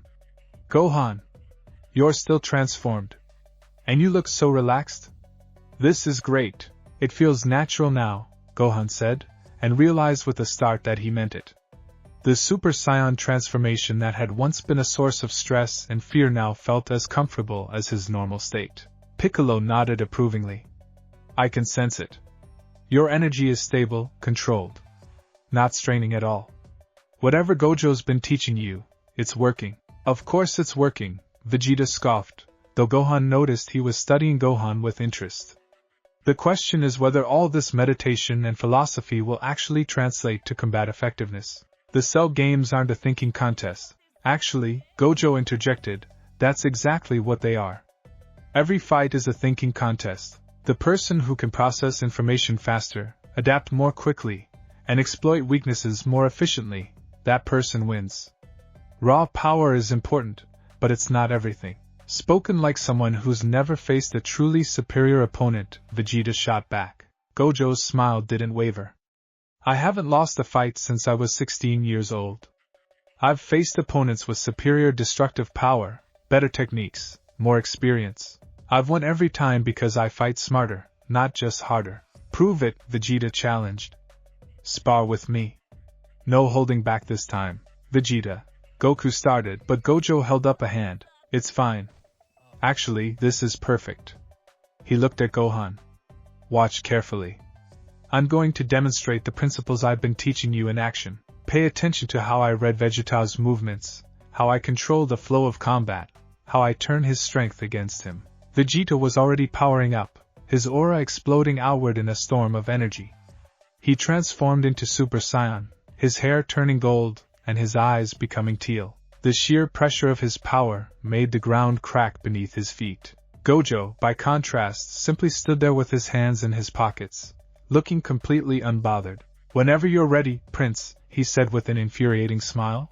Vegeta snarled and vanished, moving at incredible speed. To most observers, he would have been invisible, a blur of motion too fast to track. But Gohan, using the awareness techniques Gojo had just taught him, could follow it. More importantly, he could see what Gojo was seeing. Vegeta's energy was spiking in specific patterns, gathering in his legs for acceleration, his fists for striking power. His intent was written clearly in the flow of his ki, a straightforward assault, overwhelming speed and power to break through infinity. Gojo didn't move until Vegeta was already mid-strike, his fist hurtling toward Gojo's face with enough force to demolish a mountain. Then, with minimal motion, Gojo tilted his head slightly. The punch missed by millimeters, stopped by infinity. Too straightforward, Gojo commented calmly. I could read your intent from across the planet. You're broadcasting your every move through your energy. Vegeta roared in frustration and launched into a combination, punches, kicks, ki blasts, all delivered with masterful technique and devastating power. Each attack met the same fate, stopped by infinity, never making contact. This is incredible, Krillin whispered. Vegeta can't touch him. Watch Gojo's eyes, Gohan said quietly. See how they track everything? He's not just defending. He's analyzing. Learning Vegeta's patterns. Indeed, Gojo's 6 eyes were in constant motion, tracking not just Vegeta's position but the flow of his energy, the rhythm of his attacks, the subtle tells that preceded each technique. It was like watching a computer process data in real time. After 2 minutes of intense assault, Vegeta backed off, breathing slightly harder. Your technique is impressive, he admitted grudgingly. But what's the point of an absolute defense if you never attack? This is a stalemate at best. Is it? Gojo tilted his head. Vegeta, in the last 2 minutes, I've identified 13 exploitable patterns in your fighting style, calculated your maximum sustainable power output, and determined the exact energy efficiency of your Super Saiyan transformation. I know how you think, how you move, and how you'll respond to any given stimulus. If this were a real fight, if I wanted to hurt you, I'd already know exactly how to do it. He held up a hand, and a sphere of red energy materialized. For instance, I notice you have a tendency to rotate clockwise when evading area attacks. Your right side is fractionally slower than your left, probably due to some old injury that never quite healed properly. You favor high attacks over low ones, and you have a tell. Your energy spikes in your shoulders exactly 0.3 seconds before you throw a punch. Vegeta's eyes widened slightly. You gathered all that from watching you fight for 2 minutes, yes? Gojo let the red energy dissipate. That's what analytical combat looks like. That's what Gohan is learning. The ability to process combat information at high speed and use it strategically. He turned to Gohan. Your turn. I want you to spar with your father, but this time, use what I've taught you. Don't just react to his attacks. Read them. Predict them. Turn combat into a problem you're solving. Gohan felt nervous excitement flutter in his stomach. Sparring with his father was always intimidating, but now he had tools he never had before. You ready, Gohan? Goku asked, settling into a stance. He was smiling, but Gohan could see the curiosity in his eyes. His father wanted to see what had changed. Ready, Dad? They faced each other across the training ground. Gohan took a breath and expanded his awareness the way Gojo had taught him. Suddenly, his father's ki was more than just a presence. It was a landscape of information. He could feel the energy flowing through Goku's body, the way it gathered and dispersed, the rhythm of his breathing. Begin! Gojo called. Goku moved, not at full speed, this was just training, but fast enough that the old Gohan would have barely been able to react. But this Gohan, with his expanded awareness, saw the attack coming before it happened.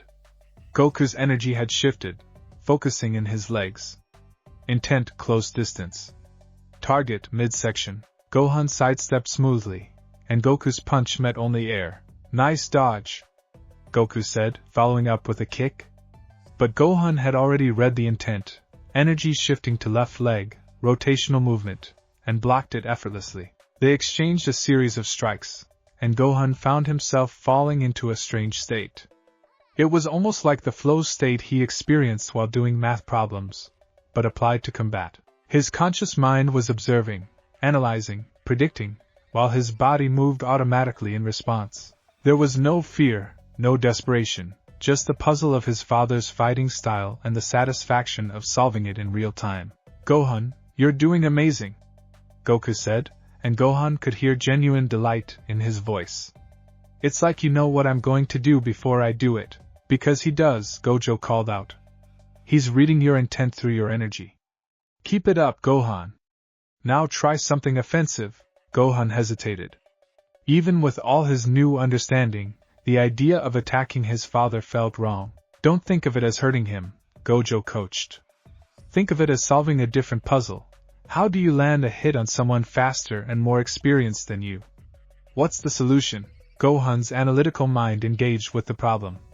His father was faster, but speed could be predicted if you read intent correctly. His father was stronger, but strength didn't matter if you didn't get hit. The solution was feints. Gohan threw a punch at Goku's face. But it was a fake, his real intent focused on a low kick. Goku blocked the punch, just as Gohan knew he would, and the kick connected with his shin. Not hard, just a tap, but it landed. You got me! Goku laughed, jumping back. That was sneaky. When did you learn to feint like that? Just now, Gohan admitted, surprised at himself. I analyzed your defensive patterns and realized you always protect your upper body first. So I made you think I was targeting high while actually going low. That's my boy. Goku's grin was impossibly wide. That's exactly the kind of smart fighting that'll help against Cell. More, Let's keep going. They sparred for another 20 minutes, with Gohan's performance steadily improving. He was reading his father's movements with increasing accuracy, predicting attacks 2 and 3 moves ahead. More importantly, he was enjoying it. Combat wasn't scary anymore. It was a puzzle, a challenge for his intellect rather than just a test of strength and courage. When they finally stopped, both of them breathing hard but grinning, Piccolo stepped forward. Impressive, the Namekian said simply. Gohan, you've improved more in 3 days than in 3 months of conventional training. Your awareness is remarkable. Thanks, Mr. Piccolo. Gohan powered down from Super Saiyan, and the transformation faded smoothly, without strain or difficulty. It feels completely different now, like I'm actually in control instead of just reacting. That's the goal, Gojo said, walking over. And you're learning faster than I expected. Most of my students need weeks to develop this kind of combat awareness. You're doing it in days. That's because Gohan's brilliant, Goku said proudly. He's always been smart, way smarter than me. Makes sense he'd be good at the thinking parts of fighting. Indeed, Gojo agreed. Which brings us to the next lesson, energy efficiency. He turned to address the whole group. I've been observing how you all use ki, and I've noticed something interesting. You're incredibly powerful, but you're also incredibly wasteful with your energy. Vegeta bristled. Wasteful? I'll have you know. Let me demonstrate, Gojo interrupted. He held up one hand, and a small sphere of blue cursed energy materialized. His cursed technique lapse, blue. This technique creates attractive force. It takes a specific amount of cursed energy to form and maintain. Now watch. He launched the blue sphere at a boulder. The sphere struck the rock and imploded, crushing it into fragments with precise, focused force. The destruction was total but contained, not an ounce of wasted energy. Now, Gojo said, turning to Vegeta, if you wanted to destroy that same boulder, how would you do it? Vegeta snorted and raised one hand. A sphere of ki formed, crackling with power, and he fired it at another boulder. The resulting explosion was massive. The rock disintegrated, yes, but so did several others nearby, and a crater formed in the ground. The blast wave kicked up dust and debris across half the training ground. See the difference? Gojo asked. You accomplished the same goal, rock destroyed, but you used at least 10 times more energy than necessary. All that excess power radiated outward, causing collateral damage and wasting your reserves. So what? Vegeta challenged. I have energy to spare. Against Cell you won't, Gojo said seriously. From what you've told me, he's at least as powerful as any of you, possibly more so. In a fight where every advantage counts, energy efficiency could mean the difference between victory and death. He looked at Gohan. That's what I want to teach you next.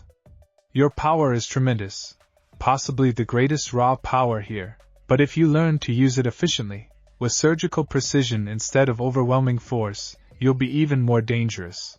Gohan nodded eagerly. How do we start? With control exercises, Gojo said. He pointed to a small pebble on the ground. I want you to hit that pebble with enough ki to move it exactly 1 meter. Not 99 centimeters. Not 101 centimeters. Exactly 1 meter. It sounded simple. It wasn't. Gohan fired a small ki blast at the pebble. It vaporized instantly, along with a chunk of the ground beneath it. Too much power, Gojo said patiently. Try again with another pebble. Less energy this time. Gohan tried again. This time, the pebble barely moved, maybe a few centimeters. Too little. Again. They repeated the exercise dozens of times. Each attempt, Gohan adjusted his power output, trying to find that perfect calibration. It was frustratingly difficult. His instinct was to use overwhelming force, to make sure the technique worked by pumping it full of energy. Restraint was harder than he'd expected. This is excellent training, Piccolo observed, watching intently. I've noticed the same problem in myself. We're also used to power-based solutions that we've neglected finesse. Exactly, Gojo confirmed. And against Cell, finesse might save your lives. If you can accomplish with 1 unit of energy what currently takes you 10, you effectively multiply your endurance tenfold. Krillin raised his hand hesitantly. Could you teach this to all of us? I mean, I know you're focused on Gohan, but, of course, Gojo said immediately. I'm happy to help anyone who wants to learn. Though fair warning, this kind of training can be tedious. It's not as exciting as power boosting or learning new transformations. I'll take tedious if it makes me more effective, Trunks said seriously. The young warrior had been watching quietly, but now he stepped forward. In my timeline, we lost because we weren't prepared enough. I don't want that to happen here. Good attitude, Gojo approved. Alright then, everyone grab a pebble. We're all doing precision training. Even Vegeta, despite his obvious reluctance and pride, participated. There was something about Gojo's teaching style. The way he presented everything as a puzzle to be solved rather than a challenge to one's ego, that made it easier to accept instruction. They spent the next several hours on precision exercises. Moving pebbles exact distances. Creating ki blasts that would stop at specific points in space. Firing beams that would split and hit multiple targets simultaneously without wasting energy on misses. Gohan found himself excelling at these exercises. His analytical mind thrived on the exact calculations required, and his newfound comfort with his power meant he could modulate his energy output without fear or hesitation. Within an hour, he could hit the pebble-moving exercise perfectly 9 times out of 10. Outstanding, Gojo said, genuinely impressed. You've got natural talent for this kind of control. Now let's apply it to combat. He gestured for Gohan to follow him to a clear area. Then, to everyone's surprise, he pulled out what looked like a marker and began drawing on the ground, a series of circles of varying sizes, scattered across the training area. These circles represent vulnerable points on an opponent, Gojo explained. Joints, nerve clusters, vital organs, places where a precise strike would be more effective than a powerful one. I want you to transform into Super Saiyan and hit each circle with a ki blast. But here's the challenge. You must use the minimum possible energy to hit your target. Any excess energy that goes beyond the circle's boundary counts as waste. Gohan studied the layout. Some circles were small, barely larger than his fist. Others were medium-sized. They were arranged at different heights and distances, requiring him to adjust not just his power but his aim and timing. This is like a video game, he muttered, then transformed into Super Saiyan. The golden aura sprang to life around him, but unlike before, there was no wild fluctuation or excess energy. His power was compressed, controlled, ready to be deployed with precision. He raised his hand and fired at the first circle, a medium-sized one about 10 meters away. The ki blast struck true, filling the circle exactly without spilling over. Perfect, Gojo called. Next one. Gohan worked his way through the course, his performance improving with each attempt. His analytical mind was in heaven. This was exactly the kind of challenge he loved. Calculate trajectory, account for distance, modulate power output, execute. It was physics and combat combined. The others were watching with varying degrees of amazement. He's not missing a single shot, Krillin breathed. And look at his control. There's no wasted energy at all. That's because he's not fighting emotionally anymore, Piccolo observed. He's approaching combat like the scholar he is. Methodically. Scientifically. Goku was practically bouncing with excitement. This is so cool. Gohan's fighting like a completely different person. Not different, Gojo corrected. He's fighting like himself. Like Gohan. That's what makes it work. When Gohan finished the course, hitting all 20 circles with perfect precision, he was breathing slightly hard but grinning widely. That was amazing! Can we do it again with smaller circles? Gojo laughed. Absolutely. But first, let's talk about what you just learned. He gestured for everyone to gather around. What Gohan just demonstrated is something I call absolute efficiency. Every single attack had a purpose, used exactly the amount of energy needed, and accomplished its goal perfectly. No wasted movement, no excess power, no unnecessary damage. He looked at Gohan specifically. Now imagine applying that same principle to Fighting Cell. Instead of hitting him with massive, energy-draining attacks that he might be able to tank or regenerate from, you hit him with surgical strikes. Target his joints to limit mobility, strike nerve centers to disrupt his coordination. Use your analytical mind to identify and exploit weaknesses. But Cell can regenerate from almost any damage, Trunks pointed out. In my timeline, even when we managed to injure him severely, he recovered. True, Gojo acknowledged. But regeneration requires energy. If you make him regenerate 100 small, precise injuries instead of surviving 10 massive attacks, which one drains his reserves faster? Understanding dawned on Trunks' face. Death by 1,000 cuts. Make him burn energy recovering instead of letting him tank hits and conserve power. Exactly. And with Gohan's new analytical approach and precision control, he's perfectly suited for that strategy. Gojo turned back to Gohan. You don't have to overpower Cell with raw strength. You have to outsmart him, outmaneuver him, and out-efficient him. Make him waste his energy while you conserve yours. Turn the fight into a marathon where you control the pace. Gohan felt something crystallizing in his mind, a complete picture of how he could actually win. Not through rage or desperation, but through intelligent application of his abilities. It was like Gojo had handed him the answer key to a test he'd been terrified of failing. There's one more thing I want to teach you today, Gojo said. Something I call predictive striking. It's an advanced application of the awareness training we did this morning. He beckoned Gohan forward and settled into a relaxed stance. I'm going to move around this training ground. I want you to hit me with ki blasts. But here's the trick. You're not aiming for where I am. You're aiming for where I'm going to be. Read my intent, predict my movement, and strike the point where I'll be a second from now. That sounds incredibly difficult, Gohan admitted. It is. But if you can master it, you'll never miss. Most fighters aim at their opponent's current position, which means fast opponents can dodge easily. But if you aim at their future position, they dodge right into your attack. It's the difference between chasing and intercepting.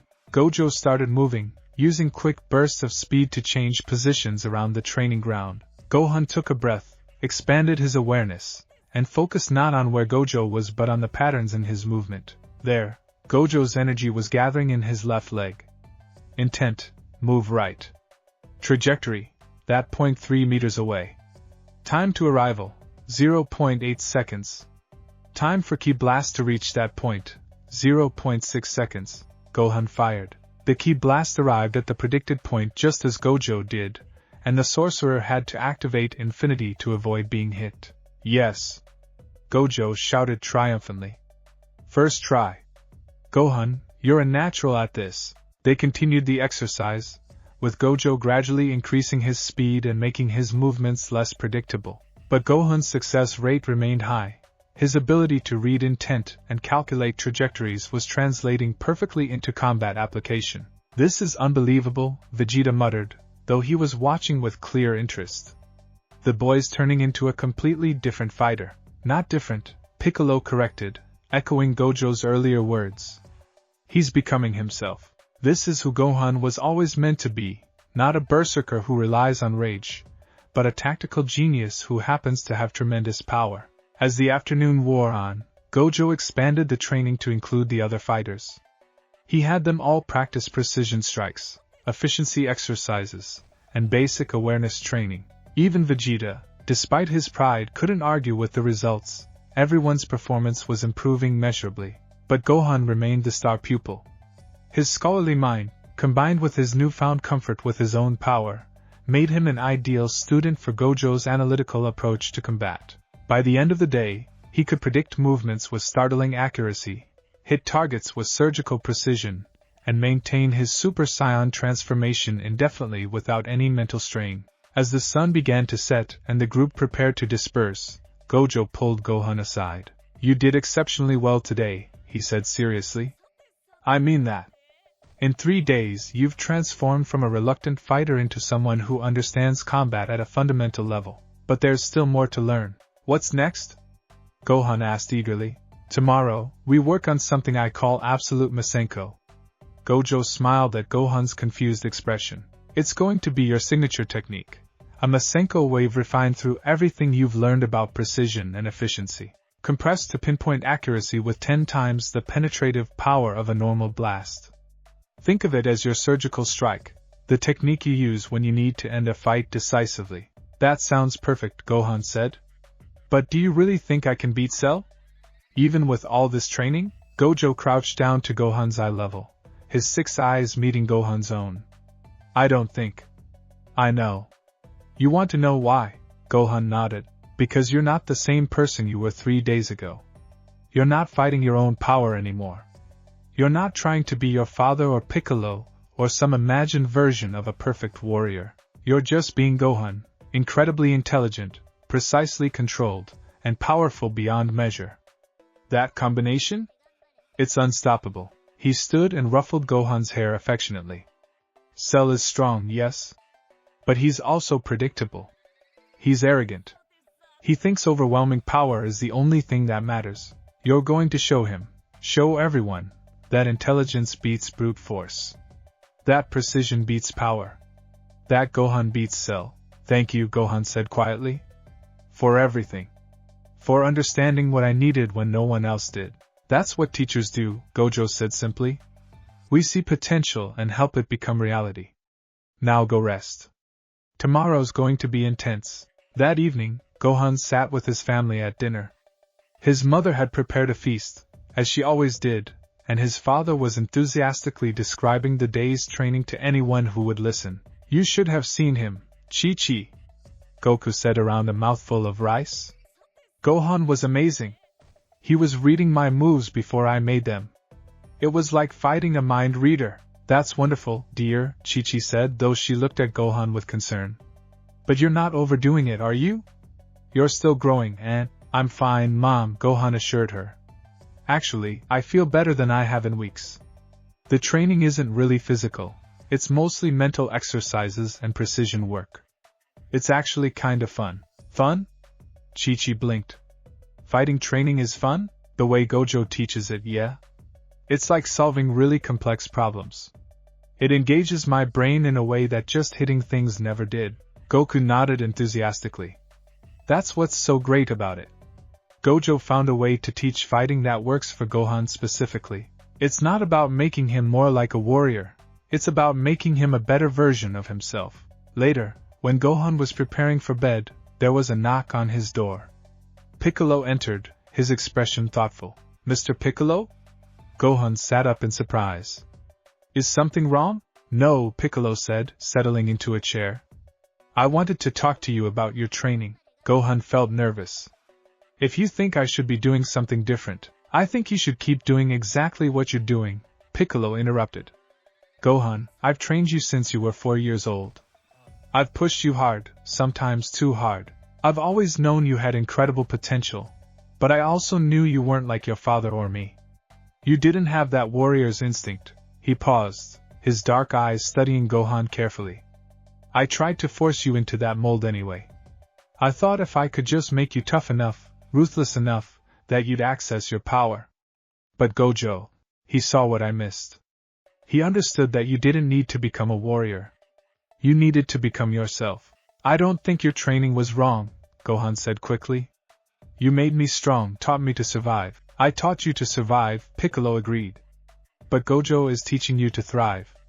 To actually enjoy what you're doing instead of just enduring it. That's the difference. He stood, moving to the window. I'm proud of you, Gohan. Of who you're becoming. You're going to be something special. Not a copy of your father, not a warrior in the traditional sense, but something uniquely you. And that's going to be enough to save this world. Gohan felt tears prickling at his eyes. Thank you, Mr. Piccolo. Get some rest. Tomorrow's training will be important. Piccolo turned to leave, then paused. And Gohan? When you face Cell, remember that you're not alone. Whatever happens, your father, me, all of us, we believe in you. After Piccolo left, Gohan lay in bed, staring at the ceiling. For the first time since the Cell games were announced, he wasn't terrified. He was ready. Not perfectly prepared, maybe, but ready to try. Ready to be himself and trust that it would be enough. His last thought before sleep claimed him was of Gojo's confident smile, and his absolute certainty. You're going to show everyone that Gohan beats Cell. And deep in his heart, Gohan was starting to believe it. The 4th day of training dawned with an unusual stillness. Gohan woke early, his body instinctively knowing that something significant was coming. He'd maintained his Super Saiyan transformation through the night, something that would have been impossible just days ago, and powered down only when his mother knocked on his door to tell him breakfast was ready. The morning meal was a quiet affair. Goku seemed to sense that today's training would be different, more intense, and even his usual cheerful chatter was subdued. Chi-Chi kept glancing at Gohan with a mixture of pride and worry that made his chest feel tight. "Mom," he said gently, "I'm okay." "Really?" "I know, sweetie," she said, reaching over to squeeze his hand. "It's just, you've grown up so much in the past few days. Sometimes I look at you and I see a young man instead of my little boy." "I'm still your son," Gohan assured her. "That hasn't changed." "No," she agreed with a sad smile. "But you're also becoming your own person. And that's exactly as it should be." After breakfast, Gohan flew to the remote valley where he'd been training with Gojo. The white-haired sorcerer was already there, sitting in meditation on a flat rock. His blindfold was off, those striking 6 eyes closed as he breathed slowly and deeply. Gohan landed quietly, not wanting to disturb whatever Gojo was doing, but the sorcerer's eyes opened immediately. "Good morning, Gohan," Gojo said, his voice carrying a weight it usually didn't. "Ready for today?" "I think so," Gohan replied, though butterflies danced in his stomach. "You said we'd work on mental techniques? And something about confronting my fears?" "Yes." Gojo stood, his usual playful demeanor replaced by something more serious. "The past 3 days have been about building a foundation, making you comfortable with your power, teaching you analytical combat techniques, developing precision and efficiency. But today, we're going to dig deeper. We're going to address the core issue that's been holding you back your entire life." He gestured for Gohan to sit, and they settled facing each other on the rocky ground. "Tell me, Gohan, what scares you most about your own power?" The question was so direct, so unflinching, that Gohan felt his breath catch. But he'd learned over the past few days that Gojo didn't ask questions idly. Every exercise, every conversation, had a purpose. "I'm scared of losing control," Gohan said quietly. "When I get really angry, when I tap into my full power, I feel like I become someone else. Someone violent and destructive. Someone who enjoys hurting people.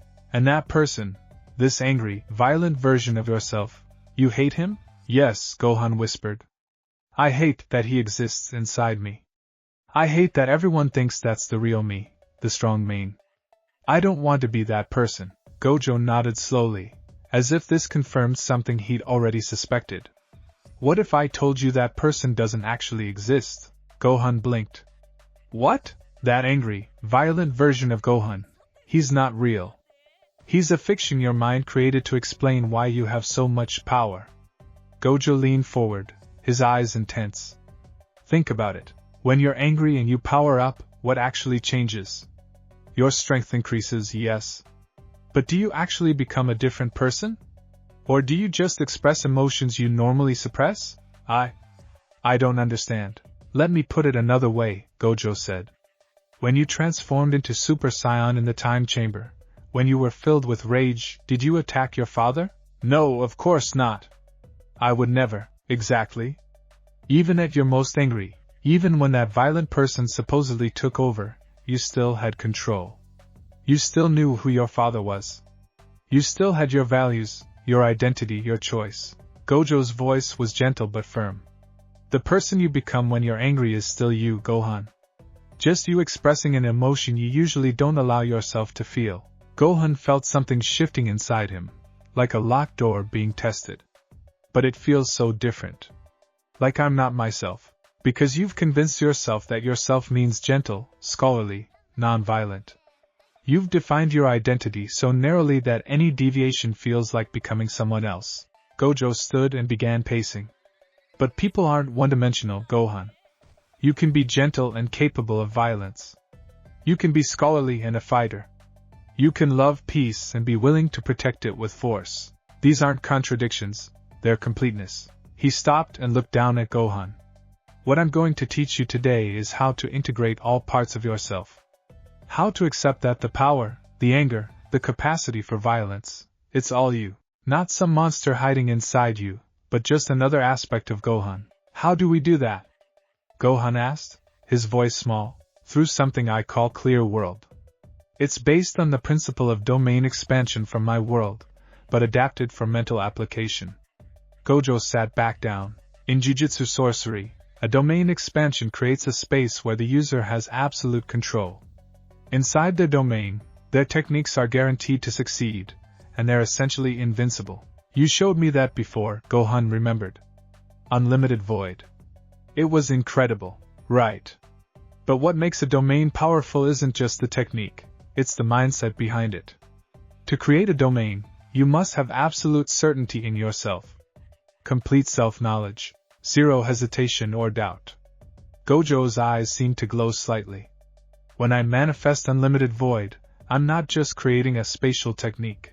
I'm asserting this space is mine, reality operates by my rules here, and I am in complete control. Gohan could feel his analytical mind engaging with the concept.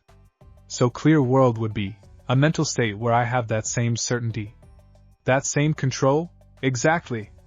But here's the key difference. Your domain won't be a physical space. It'll be internal. A state of mind where you're completely integrated. All parts of yourself working in harmony. Where your power, your intelligence, your emotions, and your values all exist together without conflict. That sounds impossible. It's not. It's just difficult. And it requires you to do something scary. You have to confront and accept the parts of yourself you've been rejecting. Gojo's expression was compassionate. Today, we're going to go on a journey through your own mind. I'm going to guide you through facing your fears, your anger, your power, all of it. And by the end, you're going to understand that it's all just you. Not good or bad, not monster or saint. Just Gohan. Gohan felt his heart racing. How do we start? We start with meditation. But not the kind you've done before. Gojo reached into a bag he'd brought and pulled out a small cloth. I'm going to blindfold you. Take away your external senses so you can focus entirely inward. Then I'm going to guide you through a series of mental exercises designed to break down the walls you've built inside yourself. Will it hurt? Emotionally? Probably. Confronting parts of yourself you've been suppressing is never comfortable. Gojo's smile was gentle. But it's necessary. And I'll be here the whole time, guiding you through it. You won't be alone. Gohan took a deep breath and nodded. Okay. I trust you. Good. Gojo tied the blindfold gently over Gohan's eyes, plunging him into darkness. Now, transform into Super Saiyan. Gohan obeyed, feeling the familiar surge of power as his hair spiked up and golden energy enveloped him. But this time, in the darkness of the blindfold, the transformation felt different, more intimate somehow, like he was completely alone with his own power. Perfect, Gojo's voice came from somewhere nearby. Now I want you to focus on your breathing. Deep, slow breaths. Let your awareness turn inward. Gohan followed the instructions, his breath becoming a rhythm that seemed to echo in the darkness behind his eyes. Slowly, the external world faded away. The sound of wind, the feeling of rock beneath him, even the warmth of his Super Saiyan aura, all of it became distant, unimportant. Good, Gojo's voice was both close and far away. Now I want you to imagine your mind as a space. A vast room. What does it look like? Gohan let his imagination paint the picture. A library formed in his mind's eye, endless shelves of books stretching up into darkness, comfortable chairs scattered throughout, warm lighting from lamps placed at intervals. It felt right. His mind as a library. I see a library, he said aloud. Perfect. That's very you. Gojo's voice seemed to come from within the imagined library now. Now look around this library. Are there any doors? Any rooms you haven't explored? Gohan's mental gaze swept across the library, and he noticed something he hadn't before. In the far corner, almost hidden in shadow, was a door. It was heavy, made of dark wood, and it had multiple locks on it. There's a door, Gohan said. It's locked. A lot of locks. That's the door to the parts of yourself you've been suppressing, Gojo said. The anger, the power, the capacity for violence, everything you've been afraid of. That's what's behind that door. Gohan felt fear spike through him. I don't want to open it, I know. But you have to. Because what's behind that door isn't a monster, it's just you. And you'll never be complete until you integrate those aspects. Gojo's voice was firm but kind. I'll be with you every step of the way. Walk to the door. In his mind's eye, Gohan forced himself to move across the library toward the locked door. Each step felt like moving through water, resistance building with every movement. But he kept going until he stood before the door, his hand trembling as he reached for the first lock. "What are you afraid will happen when you open this door?" Gojo asked. "That the monster will come out," Gohan whispered. "That I'll lose control. That I'll hurt people I care about. That I'll become that violent, angry person and never be able to go back to who I am now. And if I could prove to you that none of that will happen? That what's behind this door is just another part of you, no more dangerous than your love of learning or your kindness." "How can you prove that?" "By showing you," Gojo said. "Open the first lock." Gohan's mental hands fumbled with the lock, and it clicked open. Immediately, he felt something, a pulse of energy, hot and aggressive. His instinct was to slam the door shut again, but Gojo's voice held him steady. "What you're feeling is emotion," Gojo explained. "Anger and frustration you've been bottling up. It's not evil. It's just feeling. Keep going." Gohan opened the second lock. Another pulse, stronger this time. Memories flooded him. Raditz hurting his father, Frisia's men threatening him, Cell killing innocent people. Each memory brought a surge of anger, hot and immediate. "That anger, it's justified," Gojo said. "You're supposed to feel angry when people you love are hurt. That's not wrong. That's not monstrous. That's human. Keep going." Lock after lock opened, and with each one, more of Gohan's suppressed emotions came flooding back. Anger at being forced into situations no child should face. Frustration at always being expected to be gentle and sweet. Fear about the weight of responsibility on his shoulders. Resentment toward his father for pushing him, toward Cell for threatening his world, toward everyone who expected him to be their savior. By the time the last lock clicked open, Gohan was trembling. The door stood before him, and he could feel tremendous power and emotion pressing against it from the other side. One push and it would open, and everything he'd been suppressing would come out. "I'm scared," he admitted. "I know," Gojo said gently. "But Gohan, this is the most important moment. You need to open that door and face what's inside. Because only then will you realize it's not as terrifying as you think." Gohan took a mental breath and pushed the door open. What emerged wasn't a monster, it was himself. A version of Gohan stood in the doorway. Same age, same appearance, but this version was surrounded by a blazing golden aura. His Super Saiyan hair stood on end, his teal eyes were fierce, and his expression was one of barely contained rage. But it was still recognizably Gohan. "You," the angry Gohan said, his voice rough. "You locked me away. Buried me. Pretended I didn't exist. Because you're dangerous," Gohan said, his own voice shaking. "You want to hurt people. You enjoy violence." "I want to protect people," the angry version corrected, stepping fully into the library. "I want to stop those who would hurt my family and friends. Yes, I'm willing to use violence to do it. Yes, I feel anger toward those who threaten what I love. But that doesn't make me a monster, it makes me normal." Gohan stared at this version of himself, and for the first time, he really looked at it.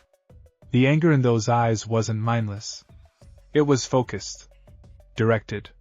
And beneath the rage, he could see fear. Fear for the people this version wanted to protect.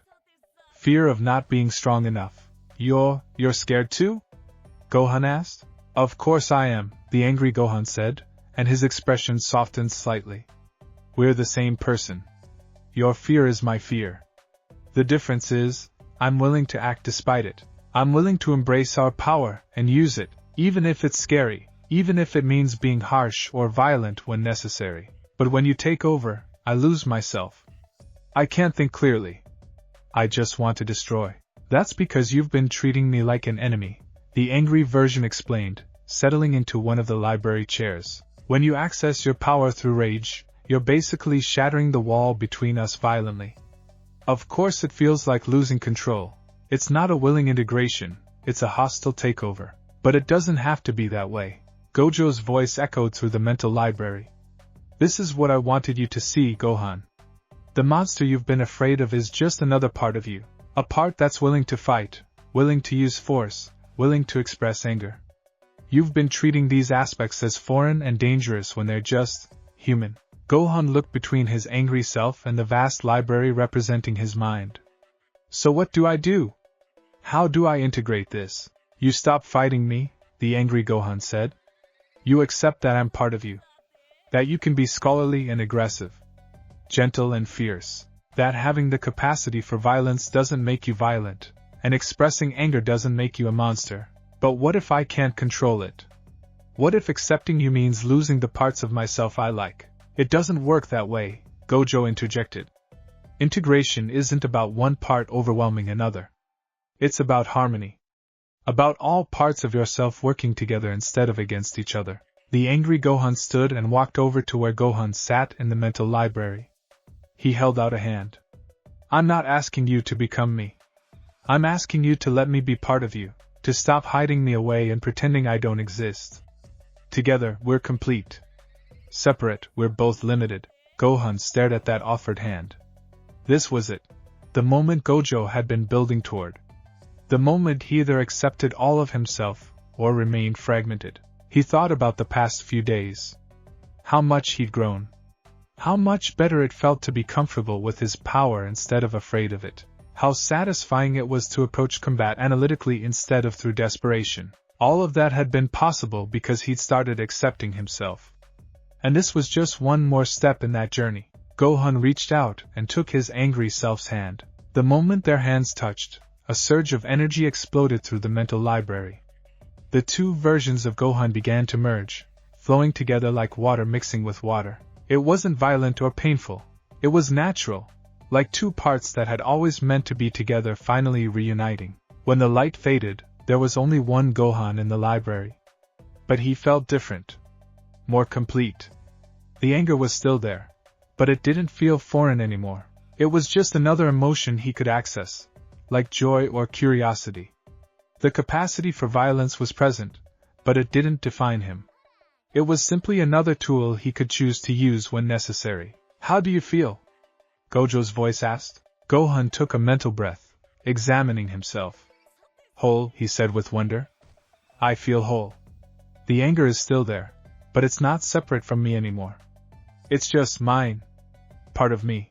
Perfect, Gojo said, satisfaction clear in his voice. Now we're going to practice accessing that anger consciously instead of through suppression and explosive release. We're going to teach you to be angry while still being yourself. To express fury without losing your identity. The scene shifted, and Gohan found himself still in his mental library. But now Gojo was visible as a figure made of blue light. This is the next stage, Gojo explained. I'm going to present you with scenarios, memories and imagined situations. I want you to feel the emotions they provoke, but maintain your sense of self. Experience the anger without letting it consume you. Can you do that? I can try, Gohan said. The library dissolved, replaced by a memory. Raditz holding him in that energy pod, his father on the ground, broken and helpless. In the past, this memory had filled Gohan with terror and rage. Now, experiencing it with his integrated self, he felt the full range of emotions, fear for his father, anger at Raditz, determination to help. But he also felt something new, clarity. The anger didn't cloud his judgment. He could feel it, acknowledge it, and still think clearly. It was liberating. Good, Gojo said. The anger is information. It's telling you something is wrong, that someone needs protecting. But it doesn't control you. You control it. Next scenario. The scene shifted to Frieza's men threatening him on Namek. Again anger surged, but Gohan rode it like a wave instead of being drowned by it. He felt the fury at these men threatening a child, but he also felt his own power, his capability to respond, his choice in how to act. Excellent, Gojo praised. You're getting it. The emotions are intense, but you're not identifying with them completely. You're experiencing them while maintaining perspective. One more scenario, and this one's going to be hard. The library reformed, but now Cell stood in the center of it. Not a memory, an imagined scenario. Cell was threatening Gohan's family, his mother, his father, Piccolo, all of them helpless as Cell prepared to destroy them. The rage that surged through Gohan was unlike anything he'd felt before. It was primal, protective, absolute. Every instinct screamed at him to destroy this threat, to unleash every ounce of power he had, to make Cell suffer for daring to threaten what he loved. But even in the midst of that overwhelming fury, Gohan maintained his center. He felt the anger, really felt it, didn't suppress or deny it. But he also felt his own mind working, analyzing, planning. The anger was fuel, not a master. Power, not purpose. I'm angry, Gohan said, his voice steady despite the emotion raging through him. I want to stop Cell. I'm willing to hurt him to do it. But I'm still me. I'm still Gohan. The anger doesn't define me. It just informs my actions. The scenario dissolved, and they were back in the peaceful library. Gojo's blue light form was practically glowing with approval. Perfect, he said. That's it. That's clear world.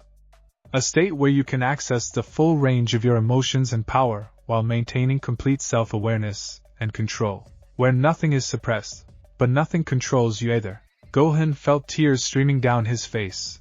Real tears, in his real body behind the blindfold. But they weren't tears of sadness. They were relief.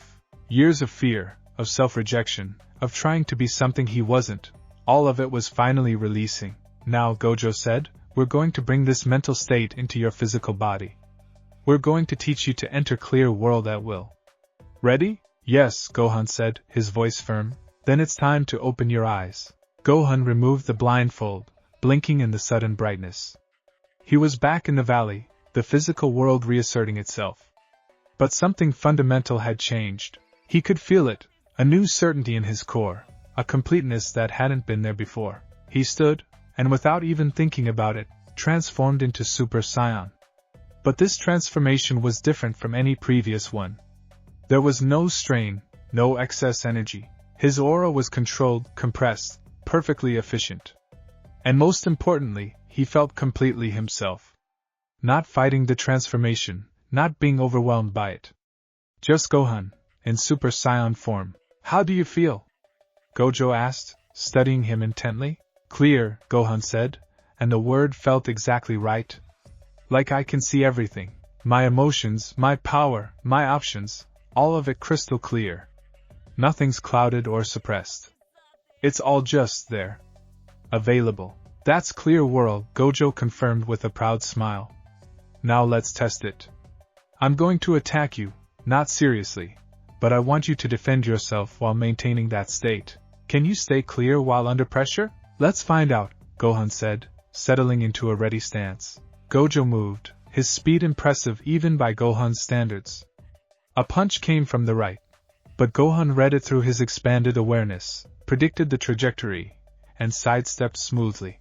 A kick followed from the left, blocked with minimal effort. A ki blast, deflected with a precise counterblast that negated it completely. Through it all, Gohan maintained his mental clarity. He could feel adrenaline pumping, his Saiyan combat instincts engaging, the thrill of battle starting to build, but none of it overwhelmed his conscious mind. He was experiencing all of it while remaining completely in control. Excellent, Gojo said, backing off. Now I want you to try something. Attack me, but not out of anger or desperation. Attack me because you've analyzed my defenses and identified the most efficient way to overcome them. Make it a conscious, clear choice. Gohan studied Gojo, using all the analytical techniques he'd learned. Gojo's infinity was absolute, conventional attacks wouldn't work. But Gojo had mentioned that overwhelming power could potentially breach it. More importantly, Gohan had noticed that Gojo's infinity had to differentiate between harmful and harmless. What if he could create an attack that seemed harmless until the last moment? He formed a ki blast, but instead of firing it directly, he split it into dozens of tiny fragments, each one individually too weak to trigger infinity's defenses. Then, at the last possible moment before they reached Gojo, he had them recombine into a single, concentrated blast. The attack passed through infinity's outer layer, because each fragment had been too weak to register as a threat, and only reformed into something dangerous when already inside Gojo's protective barrier. Gojo had to actually move to dodge it, his eyes widening in surprise and delight. Brilliant! He exclaimed. You analyzed my technique, identified a potential exploit, and executed a counter-strategy, all in about 3 seconds. That's exactly what Clear World enables. Conscious, analytical combat at high speed. Gohan powered down, breathing hard but grinning. That was amazing. I've never been able to think that clearly during a fight before. That's because you've never been whole before, Gojo said. You were always either suppressing your power and overthinking, or unleashing your power and underthinking. Now you can access your full strength while maintaining your full intelligence. That's what makes you dangerous. They spent the next hour drilling the clear world state. Gojo would attack, Gohan would defend and counter, all while maintaining that perfect clarity of mind. Sometimes Gojo would try to provoke him, making comments designed to elicit anger. But Gohan found he could feel the anger without being controlled by it. It was just information, just emotion, just fuel for his actions. I have one more exercise, Gojo said as they took a break. And it's going to seem strange, but trust me, it's important. Okay, Gohan said, curious. I want you to enter Clear World and then have a conversation with me. A normal conversation, like we're just chatting. Can you maintain that state of perfect clarity while doing something mundane? It seemed like an odd request, but Gohan had learned to trust Gojo's teaching methods. He transformed into Super Saiyan, entered Clear World, that state of complete integration and awareness, and then said, "What do you want to talk about? Tell me about your favorite book," Gojo said, settling down on a rock. Gohan blinked in surprise, but then launched into a description of a science fiction novel he'd read months ago. As he talked, explaining the plot, analyzing the themes, discussing the scientific concepts, he realized what Gojo was doing. He was proving that Clear World wasn't just for combat. It was a state of being that Gohan could maintain during any activity. He was fully powered up, in perfect control, and having a normal conversation about literature. The scholar and the warrior weren't separate. They were the same person, operating in harmony. Do you see? Gojo asked when Gohan finished his book summary. This is who you are now. Someone who can discuss quantum physics while in Super Saiyan form. Someone who can be gentle and powerful, scholarly and fierce, analytical and emotional, all at the same time. You're not a warrior pretending to be a scholar or a scholar forced to be a warrior. You're just Gohan. Complete. Gohan felt something settle into place, like the last piece of a puzzle fitting perfectly. I understand, he said quietly. This is what you've been building toward. Not making me stronger, making me whole. Strength without wholeness is just power, Gojo said. But wholeness with strength, that's transcendent.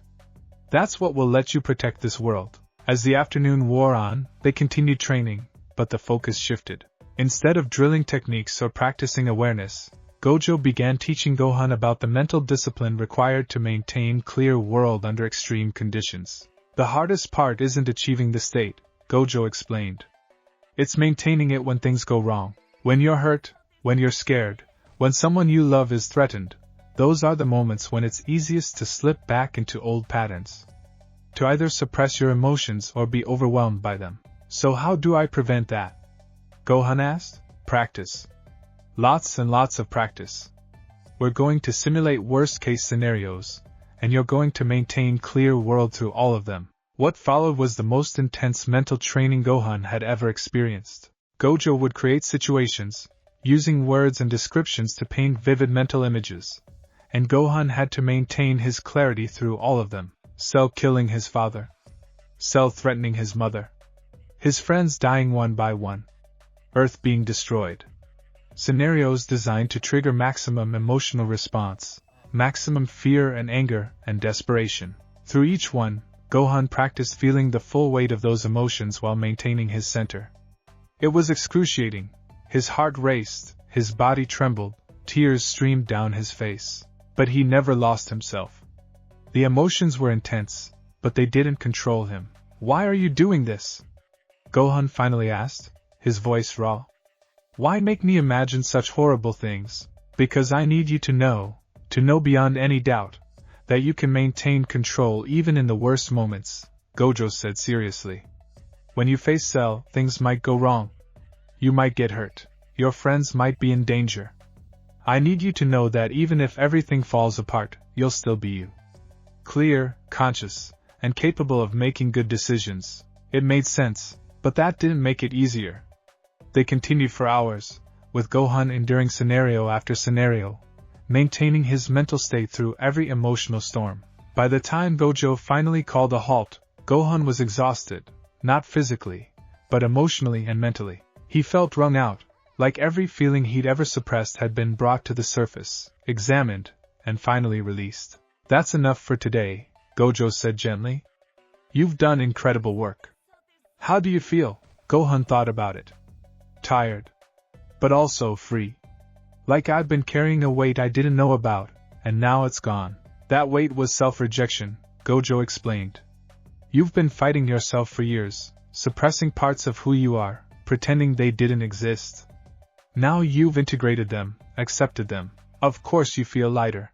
They sat in comfortable silence for a few minutes, watching the sun begin its descent toward the horizon. Gojo-sensei, Gohan said quietly, using the honorific without thinking, can I ask you something? Of course. Back in your world, have you ever had to do something terrible? Something you hated, but that was necessary? Gojo was quiet for a long moment. Yes, he finally said. I've had to kill. I've had to make choices where every option was bad, and I had to pick the least terrible one. I've had to sacrifice people, let them die, because saving them would have cost more lives. How do you live with that? By understanding that power comes with impossible choices, Gojo said. The strong protect the weak, that's our purpose. But sometimes protecting the many means sacrificing the few. Sometimes saving lives means taking them. It's not fair. It's not easy. But it's the responsibility that comes with strength. He looked at Gohan directly. You might have to do something terrible to stop Cell. You might have to hurt him badly, maybe even kill him. And that might haunt you for the rest of your life. But Gohan, if you hold back because you don't want to be that person, then Cell will kill everyone you love. Everyone on Earth. The responsibility of the strong is to do what's necessary, even when it's hard. Even when it costs you something. I'm scared I won't be able to do it, Gohan admitted. When the moment comes, what if I can't? You will, Gojo interrupted firmly. Because now you understand something you didn't before. Doing what's necessary doesn't make you a monster. It makes you a protector. You can stop Cell with every ounce of power you have, with anger and determination and even satisfaction at removing a threat, and you'll still be Gohan. Still be good. Still be yourself. How can you be so sure? Because I've spent 4 days observing you, teaching you, and getting to know who you really are. Gojo's smile was warm. And Gohan? You're one of the kindest, most compassionate people I've ever met. Your ability to hurt Cell won't change that. Your willingness to use violence to protect people won't make you violent. It'll just make you complete. Gohan felt tears pricking at his eyes again, but this time, they were tears of gratitude. In 4 days, this strange man from another dimension had understood him better than almost anyone else in his life, had seen what he needed and given it to him. Thank you, Gohan said simply. For everything. Thank me by winning, Gojo replied. By being yourself, completely and without apology, and showing Cell that intelligence and integration beat raw power every time. When they returned to Capsule Corp that evening, the others were waiting. There was something different about the atmosphere. Expectant, almost electric. Well? Vegeta asked bluntly. Did all that navel-gazing produce results, or was it a waste of time? Gohan looked at the assembled warriors, his father, Piccolo, Vegeta, Krillin, Tien, Yamcha, Trunks. They all looked at him with varying degrees of curiosity and expectation. He smiled, transformed into Super Saiyan, the golden aura springing to life with perfect control, and said, I'd like to spar with all of you. At the same time, there was a moment of stunned silence. All of us? Krillin squeaked. Gohan, even your dad would have trouble with that. Let him try, Goku said, his eyes gleaming with excitement. I want to see what's changed. They moved to the training ground, and the 7 warriors spread out around Gohan in a loose circle. Gohan stood in the center, completely relaxed, his Super Saiyan aura steady and controlled. Begin whenever you're ready, Gojo called from the sidelines. Vegeta attacked first, moving at blinding speed. But Gohan's expanded awareness tracked him easily, intent, trajectory, power level, all analyzed in a fraction of a second. He sidestepped, and Vegeta's punch hit nothing but air. Piccolo came from behind, but Gohan had already predicted it from the shift in his energy. Block, redirect, counter. Piccolo was forced back. His father attacked next, testing him with a complex combination.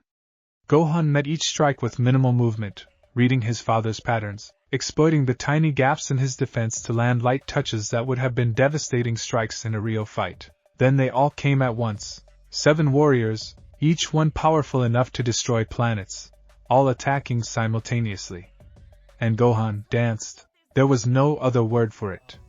He moved through their attacks like water flowing around stones, his expanded awareness processing information from all 7 opponents at once. His analytical mind calculated trajectories, predicted movements, identified openings, all while his body moved with perfect efficiency. A ki blast from Tien, deflected with a precise counterblast that used 1/10 the energy. A kick from Yamcha, redirected so the force went into the ground instead of Gohan's body. A punch from Vegeta, dodged with millimeters to spare. His father's Kamehameha, split and dispersed with a technique that made the attack flow around him. And through it all, Gohan maintained clear world. He felt the excitement of combat, the satisfaction of executing techniques perfectly, even moments of fear when attacks came close. But none of it overwhelmed him. He was completely present, completely himself, experiencing everything while controlled by nothing. After 5 minutes of intense combat, Gohan created a massive ki wave that forced all 7 opponents back simultaneously. They landed in a loose circle around him, all of them breathing hard, all of them staring at him with expressions ranging from shock to awe. Okay, Krillin panted, what the hell was that? That wasn't Gohan fighting. That was like watching a completely different person. No, Piccolo said, his voice filled with wonder. That was Gohan. The real Gohan. Fully integrated, completely in control. I've never seen anything like it. Goku was grinning from ear to ear. Gohan! That was incredible. You weren't just stronger, you were smarter. It was like you knew what we were going to do before we did it. Because he did, Gojo said, walking over to Gohan. He was reading your intent, analyzing your patterns, and predicting your movements. All while maintaining perfect emotional and mental clarity. That's what 4 days of intensive mental training produces. Vegeta looked like he couldn't decide whether to be impressed or insulted.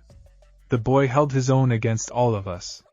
He didn't win, but I wasn't trying to win, Gohan interjected, his voice calm and confident. I was demonstrating a technique.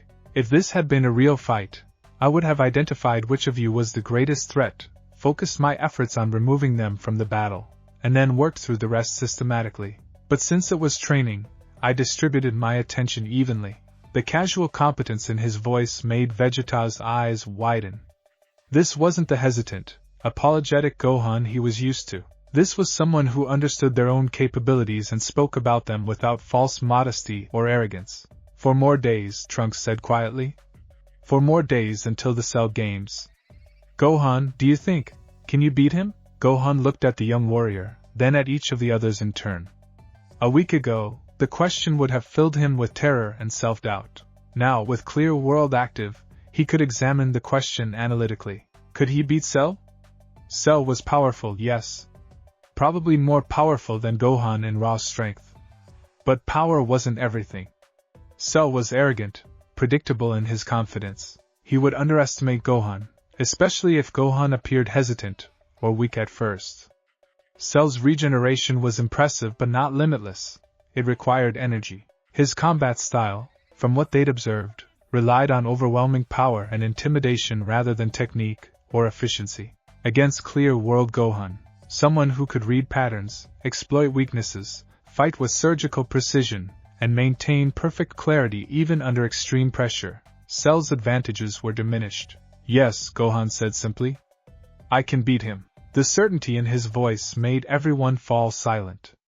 Even Vegeta couldn't find anything to say. Gojo's smile was brilliant. That's my student. No false modesty, no arrogance. Just clear-eyed assessment of capabilities and calm confidence in the outcome. Goku walked over and pulled Gohan into a tight hug. I'm so proud of you, son. Not because you're strong, though you are, but because you're yourself. Completely and totally yourself. Gohan hugged his father back, feeling a warmth in his chest that had nothing to do with Ki or Super Saiyan power. For the first time in his life, he felt like he didn't have to choose between being his father's son and being himself. He could be both. He could be everything. Come on, Chi-Chi's voice called from the building. Dinner's ready! And you all need to eat before Goku devours everything. As they walked toward Capsule Corp, Gohan found himself next to Gojo. Tomorrow, Gojo said quietly, we'll work on your signature technique. Absolute Masenko. But today, you've accomplished something remarkable. You've become complete. Whatever happens in the Cell games, remember this feeling. This clarity. This integration. That's your real strength. I won't forget, Gohan promised. I can't. It's who I am now. Good, Gojo said. And then, more softly, I'm going to miss you, you know. When I eventually find a way back to my world. Teaching you has reminded me why I became a teacher in the first place. Will you really be able to get back? Gohan asked, suddenly worried about losing this mentor who had changed everything. Eventually, probably.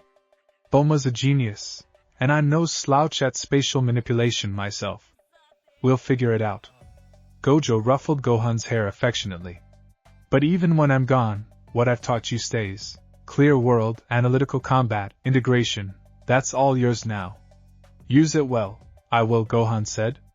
I promise. They entered Capsule Corp together, Gohan still in his Super Saiyan form. Because he could be now, effortlessly, without strain or fear. He was whole.